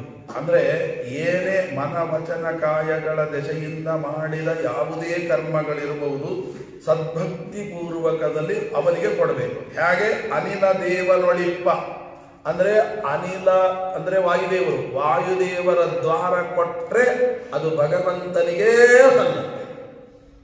ಇದಕ್ಕೆ ಉದಾಹರಣೆನೇ ರಾಮಾಯಣದಲ್ಲಿ ನೀವು ಕಾಣಬಹುದು ನೋಡಿ. ರಾಮಚಂದ್ರ ದೇವರೇ ಸ್ವತಃ ತನ್ನ ಹೆಂಡತಿಗೆ ಕೊಡ್ಲಿಕ್ಕೆ ಮುದ್ರಿಕೆ ಉಂಗುರವನ್ನು ಕಳಿಸಿದರು. ಡೈರೆಕ್ಟ್ ಆಗಿ ತನ್ನ ಹೆಂಡತಿ ಕೊಡ್ಬೋದಾಗಿತ್ತು, ಕೊಡ್ಲಿಲ್ಲ. ಏನ್ ಮಾಡಿದ? ಮುಖ್ಯ ಪ್ರಾಣ ದೇವರ ಮುಖಾಂತರವೇ ಕಳಿಸಿದ, ಇದು ನನ್ನ ಹೆಂಡತಿ ಕೊಡು ಅಂತ. ಆ ಹೆಂಡತಿ ಏನ್ ಮಾಡಿದ್ದು? ಚೂಡಾಮಣಿಯನ್ನು ತಗೊಂಡು ತಾನೇ ಕೊಡ್ಬೋದಾಗಿತ್ತು ತನ್ನ ಗಂಡನಿಗೆ, ಮುಖ್ಯ ಪ್ರಾಣ ದೇವರ ಮುಖಾಂತರವೇ ಕಳಿಸಿದ್ದು. ಯಾಕೆ? ಜಗತ್ತಿಗೊಂದು ಪಾಠ, ನಾವಿಬ್ಬರು ಒಂದೇ ಮನಸ್ಸಿನವರು, ಏನೇ ಕೊಡಬೇಕಾದ್ರೂ ಮುಖ್ಯ ಪ್ರಾಣ ದೇವರ ಮುಖಾಂತರವೇ ನನಗೆ ಕೊಡಿ, ಆವಾಗಲೇ ನನಗೆ ಸಲ್ಲುತ್ತೆ ಅನ್ನುವ ದೊಡ್ಡ ತತ್ವ. ಅದನ್ನು ಮುದ್ರಿಕೆಯನ್ನೇ ಯಾಕೆ ಕೊಟ್ಟರು ಅಂತ ವ್ಯಾಖ್ಯಾನಕರು ಬರ್ತಾರೆ. ರತ್ನಧರ್ಮತಿಯೊಬ್ಬರು ಮುದ್ರಿಕೆ ಹಾಕೊಳ್ಳೋದೇ ಕೈಯಲ್ಲಿ. ಇದನ್ನು ಏನು ಈ ಮುದ್ರಿಕೆಯನ್ನು ಕೊಟ್ಟು ಸೀತಮ್ಮನವರಿಗೆ ಏನು ಸಂದೇಶ? ಈ ಕೈಯಲ್ಲಿ ಮಾಡೋದು ಆಶೀರ್ವಾದ. ಈ ಆಶೀರ್ವಾದ ನಿನಗೆ ಸದಾ ಕಾಲ ಇರುತ್ತೆ, ಏನು ಗಾಬರಿ ಆಗಬೇಡ ಅಂತ ರಾಮಚಂದ್ರ ಕಳಿಸಿದ್ರಂತೆ. ಅವಳೇನು ಮಾಡಿದ್ರು? ಚೂಡಾಮಣಿ ಅದನ್ನೇನು ಇಡೋದು ತಲೆ ಮೇಲೆ, ಅದನ್ನು ಕೊಟ್ಟು ಏನು ಮಾಡಿ, ಈ ತಲೆ ನಿಮ್ಮ ಪಾದದಲ್ಲಿ ಸದಾ ಇರುತ್ತೆ ಅಂತ ಅವಳು ಹೇಳಿದ್ದಂತೆ. ನೋಡಿ, ಆ ಕೊಡೋದ್ರೊಳಗೆ ಎಂಥ ದೊಡ್ಡ ಅನುಸಂಧಾನ ಅಂತ. ಹಾಗಾಗಿ ಇದರ ಅಭಿಪ್ರಾಯ, ರಾಮಚಂದ್ರ ದೇವರ ಅನುಗ್ರಹ ಆದರೆ ಚೂಡಾಮಣಿ ತಲೆಯಲ್ಲಿ ಇಡೋದು ಅಂದ್ರೆ ಏನರ್ಥ? ತತ್ವಜ್ಞಾನ ಪ್ರಾಪ್ತಿ ಸುಲಭ. ಯಾವಾಗ ಏನೇ ಅರ್ಪಣೆ ಮಾಡಿದ್ರು ಮುಖ್ಯ ಪ್ರಾಣದೇವರ ಮುಖಾಂತರವೇ ಅರ್ಪಣೆ ಅನಿಲ ದೇವನೊಳಿಪ್ಪ ನಾರಾಯಣನಿದ್ದವು ಎಂದು ಕೃಷ್ಣ ಅರ್ಪಣವೆನುತ ಕೊಡೆ ಸ್ವೀಕರಿಸಿ ಸಂತೈಪ ಕರುಣಾಳು. ನೀವು ಮುಖ್ಯ ಪ್ರಾಣದೇವರ ಮುಖಾಂತರ ಕೊಟ್ರೆ ಖಂಡಿತ ಸ್ವೀಕಾರ ಮಾಡ್ತಾನೆ ಅನ್ನುವಂಥ ಅದ್ಭುತವಾದ ಚಿಂತನೆ. 7 ವಿಧ ಅನ್ನ ಪ್ರಕರಣವ ಕೇಳಿ ಕೋವಿದನಾಸ್ಯದಿಂದಲೇ ಆಲಸವ ಮಾಡದೆ ಅನಿರುದ್ಧಾದಿ ರೂಪಗಳ ಕಾಲ ಕಾಲದಲ್ಲಿ ನೆನೆದು ಪೂಜೆ ಬರು ಸ್ತುತಿಮತಿಗಳಿಗೆ ಇದನ್ನು ಕೇಳದೆ, ಸ್ಥೂಲಮತಿಗಳಿಗೆ ಇದನ್ನು ಬೇಡದೆ, ದಡ್ರಿಗೆ ಹೇಳಬಾರ್ದಂತೆ. ಯಾರು ಅದರಲ್ಲಿ ಆಸಕ್ತ, ಅದಕ್ಕೆ ನೋಡಿ ಇಷ್ಟು ಮತಾಚಾರ್ಯರಿದ್ದಾರೆ, ಒಬ್ಬರಾದರೂ ನಿಮಗೆ ಹಿಡ್ಕೊಳ್ರಿ ಹೇಳ್ರಿ ಅಂತಾರೆ ಹೊರತು ಶ್ರೀಮದ್ ಆಚಾರ್ಯ ಒಬ್ಬರೇ ಮತಾಚಾರ್ಯರು ಹೇಳಿದ್ದೇನು ಗೊತ್ತಾ? ನಾ ಪೃಷ್ಟೇ ಕಚ್ಚಚಿಬ್ರೂಯಾದ್. ಅವರಾಗಿ ಬಂದು ಕೇಳಿದ್ರೆ ತತ್ವಜ್ಞಾನ ಉಪದೇಶ ಮಾಡಿ, ಕೇಳದಿದ್ರೆ ತತ್ವಜ್ಞಾನ ಉಪದೇಶ ಮಾಡ್ತಿದ್ದು ಕಂಡವರಿಗೆ ಕರೆದು ತತ್ವೋಪದೇಶ ಮಾಡಬೇಡಿ. ಯಾರು ಕೇಳ್ತಾರೋ ಅವರಿಗೆ ಮಾತ್ರ ಕೊಡಿ. ಎಂತ ಅದ್ಭುತ! ಶ್ರೀಮದಾಚಾರ್ಯ ಒಬ್ಬರೇ ಈ ಮಾತು ಹೇಳಿದ್ರು. ಆದ್ದರಿಂದ ಶ್ರೀಲಕುಮೀವಲ್ಲಭನೆ ಅನ್ನದನ್ನ ಅನ್ನನು. ಅನ್ನ ಅಂದ್ರೇನು? ಅತ್ತೀಗೆ ಅನ್ನ, ಅತ್ತುಂ ಯೋಗ್ಯಂ ಅನ್ನಂ ಅಂತ. ಅತ್ತುಂ ಅಂದ್ರೆ ತಿನ್ನಲಿಕ್ಕೆ ಯೋಗ್ಯವಾದದ್ದು ಯಾವುದೋ ಅದು ಅನ್ನ. ತತ್ವಜ್ಞಾನವೂ ತಿನ್ನಲಿಕ್ಕೆ ಯೋಗ್ಯ. ತಿನ್ನೋದೇ ಅಂದ್ರೆ ಇದು ಮಾಡೋದಲ್ವಾ ಅಂತ ಅಲ್ಲ. ಅದನ್ನ ವ್ಯಾಖ್ಯಾನಕಾರರು ಈ ಭಾಗವತಕ್ಕೆ ವ್ಯಾಖ್ಯಾನ ಮಾಡುವಾಗ ಅಲ್ಲಿ ಬರೀತಾರೆ. ಏನು ಯಾವುದದು? ನಿಗಮ ಅಲ್ಲ ಏನದು, ಭಾಗವತದಲ್ಲಿ ಶ್ಲೋಕ ಬರ್ತದೆ. ನಿಗಮ ಕಲ್ಪತರೋರ್ಗಲಿತಂ ಫಲಂ ಶುಕ ಮುಖಾದಮೃತದ್ರವ ಸಂಯುತಂ ಪಿಬತ ಭಾಗವತಂ ರಸಮಾಲಯಂ ಮುಹುರವೋಃ ರಸಿಕಾಃ ಭುವಿ ಭಾವುಕಾಃ. ಅಲ್ಲಿ ನಿಮಗೆ ಹೇಳುವಾಗ ಪಿಬತ ಭಾಗವತಂ, ಭಾಗವತವನ್ನು ಕುಡೀರಿ, ಅದು ಕುಡಿಲಿಕ್ಕೆ ಬರ್ತದ? ಕೇಳ್ರಿ ಅಂತ ಅನ್ಬೇಕು. ಶ್ರವತ ಭಾಗವತಂ ರಸಮಾಲಯ ಅನ್ಬೇಕಾಗಿದೆ. ಪಿಬತ ಭಾಗವತಂ ಯಾಕೆ ಹೇಳಿದ್ರು ಅಂದ್ರೆ ಅಲ್ಲೂ ಒಂದು ಅರ್ಥ ಇದೆ. ಏನು ಅಂದ್ರೆ ಎಲ್ಲ ಇಂದ್ರಿಯಗಳಲ್ಲಿ ಒಂದೊಂದು ತಾಕತ್ತಿದೆ. ಈ ಕೇಳ್ರಿ, ಕೇಳ್ತಾ ಇರುವಾಗ ಏನಂತ ಆನಂದ ಆಗುತ್ತೆ, ಕೇಳಿ ಮುಗಿದ ಮರುಕ್ಷಣದಲ್ಲಿ ಆನಂದ ಹೊರಟೋಯ್ತು. ನೋಡ್ತಾ ಇರುವಾಗ ಏನಂತ ಆಗುತ್ತೆ, ಆನಂದ ನೋಡಿದ ಮರುಕ್ಷಣದಲ್ಲಿ ಆನಂದ ಹೊರಟೋಯ್ತು. ಮುಟ್ಟುತ್ತಾ ಇರುವಾಗ ಒಂದು ಆನಂದ ಆಗುತ್ತೆ. ಸ್ವಾಮಿ ನೋಡಿ ರಾಮದೇವ್ರನ್ನ ಮುಟ್ತಾ ಇರ್ತಾರೆ, ಖುಷಿಯೋ ಖುಷಿ. ಕೈ ಬಿಟ್ರೆ ಅಯ್ಯೋ ಬಿಟ್ಟಲ್ಲ ಅಂತ ಮತ್ತೆ ತಿರುಗ ಮುಟ್ಟಬೇಕು ಅನಿಸ್ತದೆ. ಆ ಮುಟ್ಟುವಾಗ ಒಂದು ರೋಮಾಂಚನ ಆಗ್ತಿರ್ತಲ್ಲ, ಮುಟ್ಟಿ ಬಿಟ್ರೆ ಮತ್ತೆ ಹೋಯ್ತು. ಎಲ್ಲ ಇಂದ್ರಿಯಗಳ ಸ್ವಭಾವ ಹೀಗೆ ಅಂತೆ. ಅದರ ಒಂದೇ ಒಂದು ಇಂದ್ರಿಯದ ಸ್ವಭಾವ ನಾಲಿಗೆ. ಅದೇನು ಗೊತ್ತಾ? ನಿಮ್ಗೆ ಯಾವುದೋ ಒಂದು ಹೋಳಿಗೆ ಅಂದ್ರೆ ಇಷ್ಟ ಅಂತ ಇಟ್ಕೊಳ್ಳಿ. ಆ ಹೋಳಿಗೆ ತಿಂತಾ ಇರುವಾಗ ನಿಮ್ಗೆ ಏನೊಂದು ಆನಂದದ ಎಂಜಾಯ್ಮೆಂಟ್ ಇರ್ತದಲ್ಲ, ಆ ತಿಂದ ಮರುಕ್ಷಣದಲ್ಲಿ ಹೋಗಲ್ಲ, ಹಾಗೆ ಇರುತ್ತೆ. ಆ ಏನು ಅನುಭವಿಸುವಾಗ ಏನು ಆನಂದದ ಅನುಭವ ಇರುತ್ತೆ ಅದು ಕಂಟಿನ್ಯೂ ಆಗಿರೋದು ಅಂದ್ರೆ ತಿನ್ನೋದ್ರಲ್ಲಿ ಮಾತ್ರ. ಕೇಳೋದ್ರಲ್ಲ, ಮುಟ್ಟೋದ್ರಲ್ಲ, ನೋಡೋದ್ರಲ್ಲ, ಹೋಗೋದು ಯಾವುದಿಲ್ಲ, ಯಾವ ಇಂದ್ರಿಯಕ್ಕಿಲ್ಲ, ತಿನ್ನೋದ್ರಲ್ಲಿ ಮಾತ್ರ. ಅದಕ್ಕೆ ಭಾಗವತವನ್ನು ಶವತ ಅಂತಂದಿದ್ರೆ ಏನಾಗ್ತಿತ್ತು? ಶವತ ಅಂದ್ರೆ ಕೇಳಿ ಕೂಡಲೇ ಆನಂದ ಆಗ್ತಿತ್ತು, ಕೇಳಿದ ಮರುಕ್ಷಣ ಆನಂದ ಹೊರಟೋಯ್ತು ಅಂತ. ಇದು ವೇದವ್ಯಾಸರ ರಸಮಾಲಯಂ, ಹೋಗುವ ತನಕವೂ ಆನಂದ ಆಗಬೇಕು. ಅಂದ್ರೆ ಅದನ್ನ ಹೆಂಗೆ ತಿಳಿಸೋದು? ಅದನ್ನು ಶವತ ಅಂದ್ರೆ ಇಲ್ಲ, ಅಟ್ಟೆ ಮುಗಿದೋಯ್ತು. ಪಿಬತ ಭಾಗವತಂ ಕೇಳ್ತಾ ಇದೆ, ತಿನ್ರಿ, ಕುಡಿರಿ. ಆ ಕುಡಿದ್ರೆ ಆ ಹೋಳಿಗೆ ಹೊಟ್ಟೆ ಒಳಗೆ ಇರೋದು ಇಲ್ಲದ್ರೆ ನಿಮಗೆ ಅಲ್ಲಿಗೆ ಮುಗಿದೋಯ್ತು ಆನಂದ. ಆದ್ರೆ ಆಚಾರ್ಯ ಇನ್ನೊಂದು ಹೋಳಿಗೆ ಬೇಡ ಬೇಡ ಬೇಡ, ಯಾಕೆ? ಅಲ್ಲ ನಿಮ್ಗೆ ಇಷ್ಟ ಅಲ್ವಾ? ಅದು ಇಷ್ಟ ಆಯ್ತು, ಆ ತೃಪ್ತಿ ಇದೆ, ಸಾಕು. ತಿಂದ್ರು, ಕೈ ತೊಳ್ಕೊಂಡ್ರು, ತೃಪ್ತಿ. ಎಲ್ಲಿ ತನಕ ಹೊಟ್ಟೆ ಒಳಗೆ ಆ ಹೋಳಿಗೆ ಇರುತ್ತೆ ಅಲ್ಲಿ ತನಕ ತಾಕಪ್ಪ ಅಂತ ಅನ್ಸುತ್ತೆ ಹೊರತು ಮತ್ತೆ ಹಾಕಲಿಂತಾನಲ್ಲ. ಅದೇ ಕೇಳುವಾಗ ಮುಗಿದ ಕೂಡಲೇ ಅಯ್ಯೋ ಯಾಕಪ್ಪ ಮುಗಿಸಿದ್ರು, ಇನ್ನೊಂದ್ಸಲ ಹೇಳಿದ್ರೆ ಅಂತನು. ಅದೇ ಮುಟ್ತಾ ಇರೋ ಅಯ್ಯೋ ಬಿಟ್ಬಿಟ್ಟಲ್ಲ, ಇನ್ನೊಂದ್ ಸ್ವಲ್ಪ ಮುಟ್ಟಿದ್ರೆ, ಎಷ್ಟು ಮುಟ್ಟಿದ್ರು ಸಾಕಾಗಲ್ಲ. ನೋಡುವಾಗ ನೋಡ್ತಾ ಇರ್ಬೇಕು. ಶ್ರೀನಿವಾಸನ ಹತ್ರ ನಿಮ್ ನೆನ್ಸಿ ಎಷ್ಟೊತ್ತು ಬೇಕಾದ್ರೆ ನೆನ್ಸಿ ಅವು ಹೋಗಿ ಅಯ್ಯೋ ಇನ್ನೊಂದು ಸ್ವಲ್ಪ ಹೊತ್ತು. ಆ ನೋಡ್ತಾ ಇರುವಾಗ ಆನಂದ ಪೋಂಡಿ ಅಂದ್ಕೊಳ್ಳೆ ಹೊಟ್ಟೆ. ಹಾಗೆ ತಿನ್ನೋದಲ್ಲ, ಹಾಗಲ್ಲ. ಆ ತಿಂದ ಆನಂದ ಅನುಭವ ಹಾಗೇ ಇರುತ್ತೆ. ಆದ್ದರಿಂದ ಭಾಗವತವನ್ನು ಕೇಳಬೇಡ್ರಿ, ಕುಡೀರಿ ಅಂತ. ಯಾಕೆ? ಆನಂದ ಎಲ್ಲಿ ತನಕ? ರಸಮಾಲಯಂ ಮುಹುರವೋಃ. ಎಷ್ಟೋ ಜನ ಕೇಳಿದ್ದಾರೆ, ಅವರಿಗೆಲ್ಲ ಆನಂದನೇ ಆಗಿಲ್ಲ. ನಾನು ಎಲ್ರಿಗೆ ಅಂತ ಹೇಳಲೇ ಇಲ್ಲ ಅಂತಾರೆ. ಮತ್ತೆ ರಸಿಕಾಹ ಭುವಿ ಭಾವುಕಾಹ, ಭುವಿ ಭಾವುಕರು ಮತ್ತು ರಸಿಕರು ಯಾರು ಅವರಿಗೆ? ಅದ್ರ ರಸಿಕರು ರಸವನ್ನು ಆಸ್ವಾದನೆ ಮಾಡೋರು ಬೇಕು, ಹೇಳ್ತಾ ಇದ್ರೆ ರೋಮಾಂಚನ ಆಗಬೇಕು. ರಸಿಕಾಹ ಭುವಿ ಭಾವುಕಾಹ, ಭಗವಂತನಲ್ಲಿ ಪೂರ್ಣ ನಂಬಿಕೆ ಇರಬೇಕು, ಅಂಥವರಿಗೆ ಆನಂದ ಅಂತ ಹೇಳಿದ್ದೆ ಹೊರತು ಕಂಡವರಿಗೆ ಆನಂದ ಅಂತ ನಾನು ಹೇಳೇ ಇಲ್ಲ. ಅಲ್ಲಿ ಒಂದು ಮಾತು ಬರುತ್ತೆ, ಅನ್ನ ಅನ್ನೋ ಶಬ್ದಕ್ಕೆ ಅರ್ಥ ಏನು ಬರ್ತದೆ ಅಂದ್ರೆ, ಇಲ್ಲಿ ನಿಗಮಕಲ್ಪತರೋರ್ ಗಲಿತಂ ಫಲಂ ಶುಕಮುಖಾದ ಅಮೃತ ದ್ರವ ಸಂಯುತಂ, ಶುಕಮುಖರಿಂದ ಅಂದರೆ ಶುಕಾಚಾರ್ಯರಿಂದ ದ್ರವೀಕರಿಸಲ್ಪಟ್ಟದ್ದು ವೇದಾಂತವೆಂಬ ವೃಕ್ಷಕ್ಕೆ ಬಿದ್ದದ್ದು. ಅಲ್ಲಿ ಮುಖ್ಯ ಪ್ರಾಣದೇವರು ಬರಲೇ ಇಲ್ಲ. ಇಷ್ಟೊತ್ತನ್ನು ಕೇಳಿದ್ರೆ ಮುಖ್ಯ ಪ್ರಾಣದೇವರು ಅಂತ, ಅದನ್ನೇ ಹೆಂಗೆ? ಅದಕ್ಕೆ ಪದಚ್ಛೇದ ಮಾಡ್ತಾರೆ. ಶುಕ ಮುಖಾತ್ ಅಮೃತ ದ್ರವ ಸಂಯುತಂ ಅಂದ್ರೆ ಶುಕಾಚಾರ್ಯರೆಂಬ ಮುಖದಿಂದ ಕಚ್ಚಿ ಗಿಳಿ ಸವಿ ಮಾಡಲ್ಪಟ್ಟಿದ್ದು ಅಂತ ಇಷ್ಟ ಅರ್ಥ. ಅದಕ್ಕೆ ಹಾಗರ್ಥಲ್ಲ. ಶುಕ ಮುಖ ಅತ್, ಮುಖಾತ್ ಅಂತಿದೆಯಲ್ಲ ಅಂದ್ರೆ ಯಾರು ಮಾಡಿದ್ರು? ಮುಖ ಅತ್ ಅಂತ ಮಾಡಿದ್ರು. ಅತ್ ಅಂದ್ರೆ ಶುಕಾಚಾರ್ಯರೆಂಬ ವ್ಯಕ್ತಿಯಲ್ಲಿ ಮುಖ, ಅವರ ಮುಖದಲ್ಲಿ ಕೂತುಕೊಂಡು ಅತ್ತು ತಿಂದಿರುವ, ಅತ್ತು ಯೋಗ್ಯ ತಿನ್ನಲಿಕ್ಕೆ ಯೋಗ್ಯ ಅಂದ್ರೆ ಶುಕಾಚಾರ್ಯರ ಮುಖದಲ್ಲಿ ಕೂತುಕೊಂಡು ಅತ್ತಿ ಯಾರದು? ಅಮೃತಾತ್. ಅಮೃತ ಯಾರು? ವಾಯುಂ ಅನಿಲಂ ಅಮೃತಂ ಸ್ಮೃತಂ, ಅಮರಕೋಶ ಅಂದ್ರೆ ವಾಯುದೇವರಿಗೆ ಅಮೃತ ಅಂತ ಕರೀತಾರೆ. ಯಾಕೆ? ಯಾರು ಮೋಕ್ಷವನ್ನು ಕೊಡ್ತಾರೋ ಅವರು ಅಮೃತರು. ಮೋಕ್ಷವನ್ನು ಯಾರು ಕೊಡ್ತಾರೆ? ವಿಷ್ಣುರ್ಹಿ ದಾತ ಮೋಕ್ಷಸ್ಯ ವಾಯುಶ್ಚ ತದನುಜ್ಞಯ. ಪರಮಾತ್ಮ ವಾಯುದೇವರು ಇಬ್ಬರೇ ಮೋಕ್ಷವನ್ನು ಕೊಡೋರು. ಹಾಗಾದ್ರೆ ವಾಯುದೇವರು ಮೋಕ್ಷವನ್ನು ಕೊಡ್ತಾರೆ, ಅಮೃತ. ಅವರು ಎಲ್ಲಿದ್ದಾರೆ? ಶುಕ ಮುಖ ಅತ್, ಶುಕಾಚಾರ ಮುಖದಲ್ಲಿ ಕೂತ್ಕೊಂಡು ಅತ್ತು ತಿನ್ನುವವರು, ಶ್ರವಣ ಮಾಡುವವರು ಅಂತ ಅಮೃತ ಅತ್ ದ್ರವ ಸಂಯುತಂ, ವಾಯುದೇವರಿಂದ ದ್ರವೀಕರಿಸಲ್ಪಟ್ಟದ್ದು. ಅಂದ್ರೆ ತಾತ್ಪರ್ಯವೆಂಬತಕ್ಕಂಥ ಅಮೃತವನ್ನು ಬರೆದು ಭಾಗವತದ ನಿಜವಾದ ರಸ ತೋರಿಸಿದ ಮಹಾನುಭಾವರು ಅಂತ ಅರ್ಥ.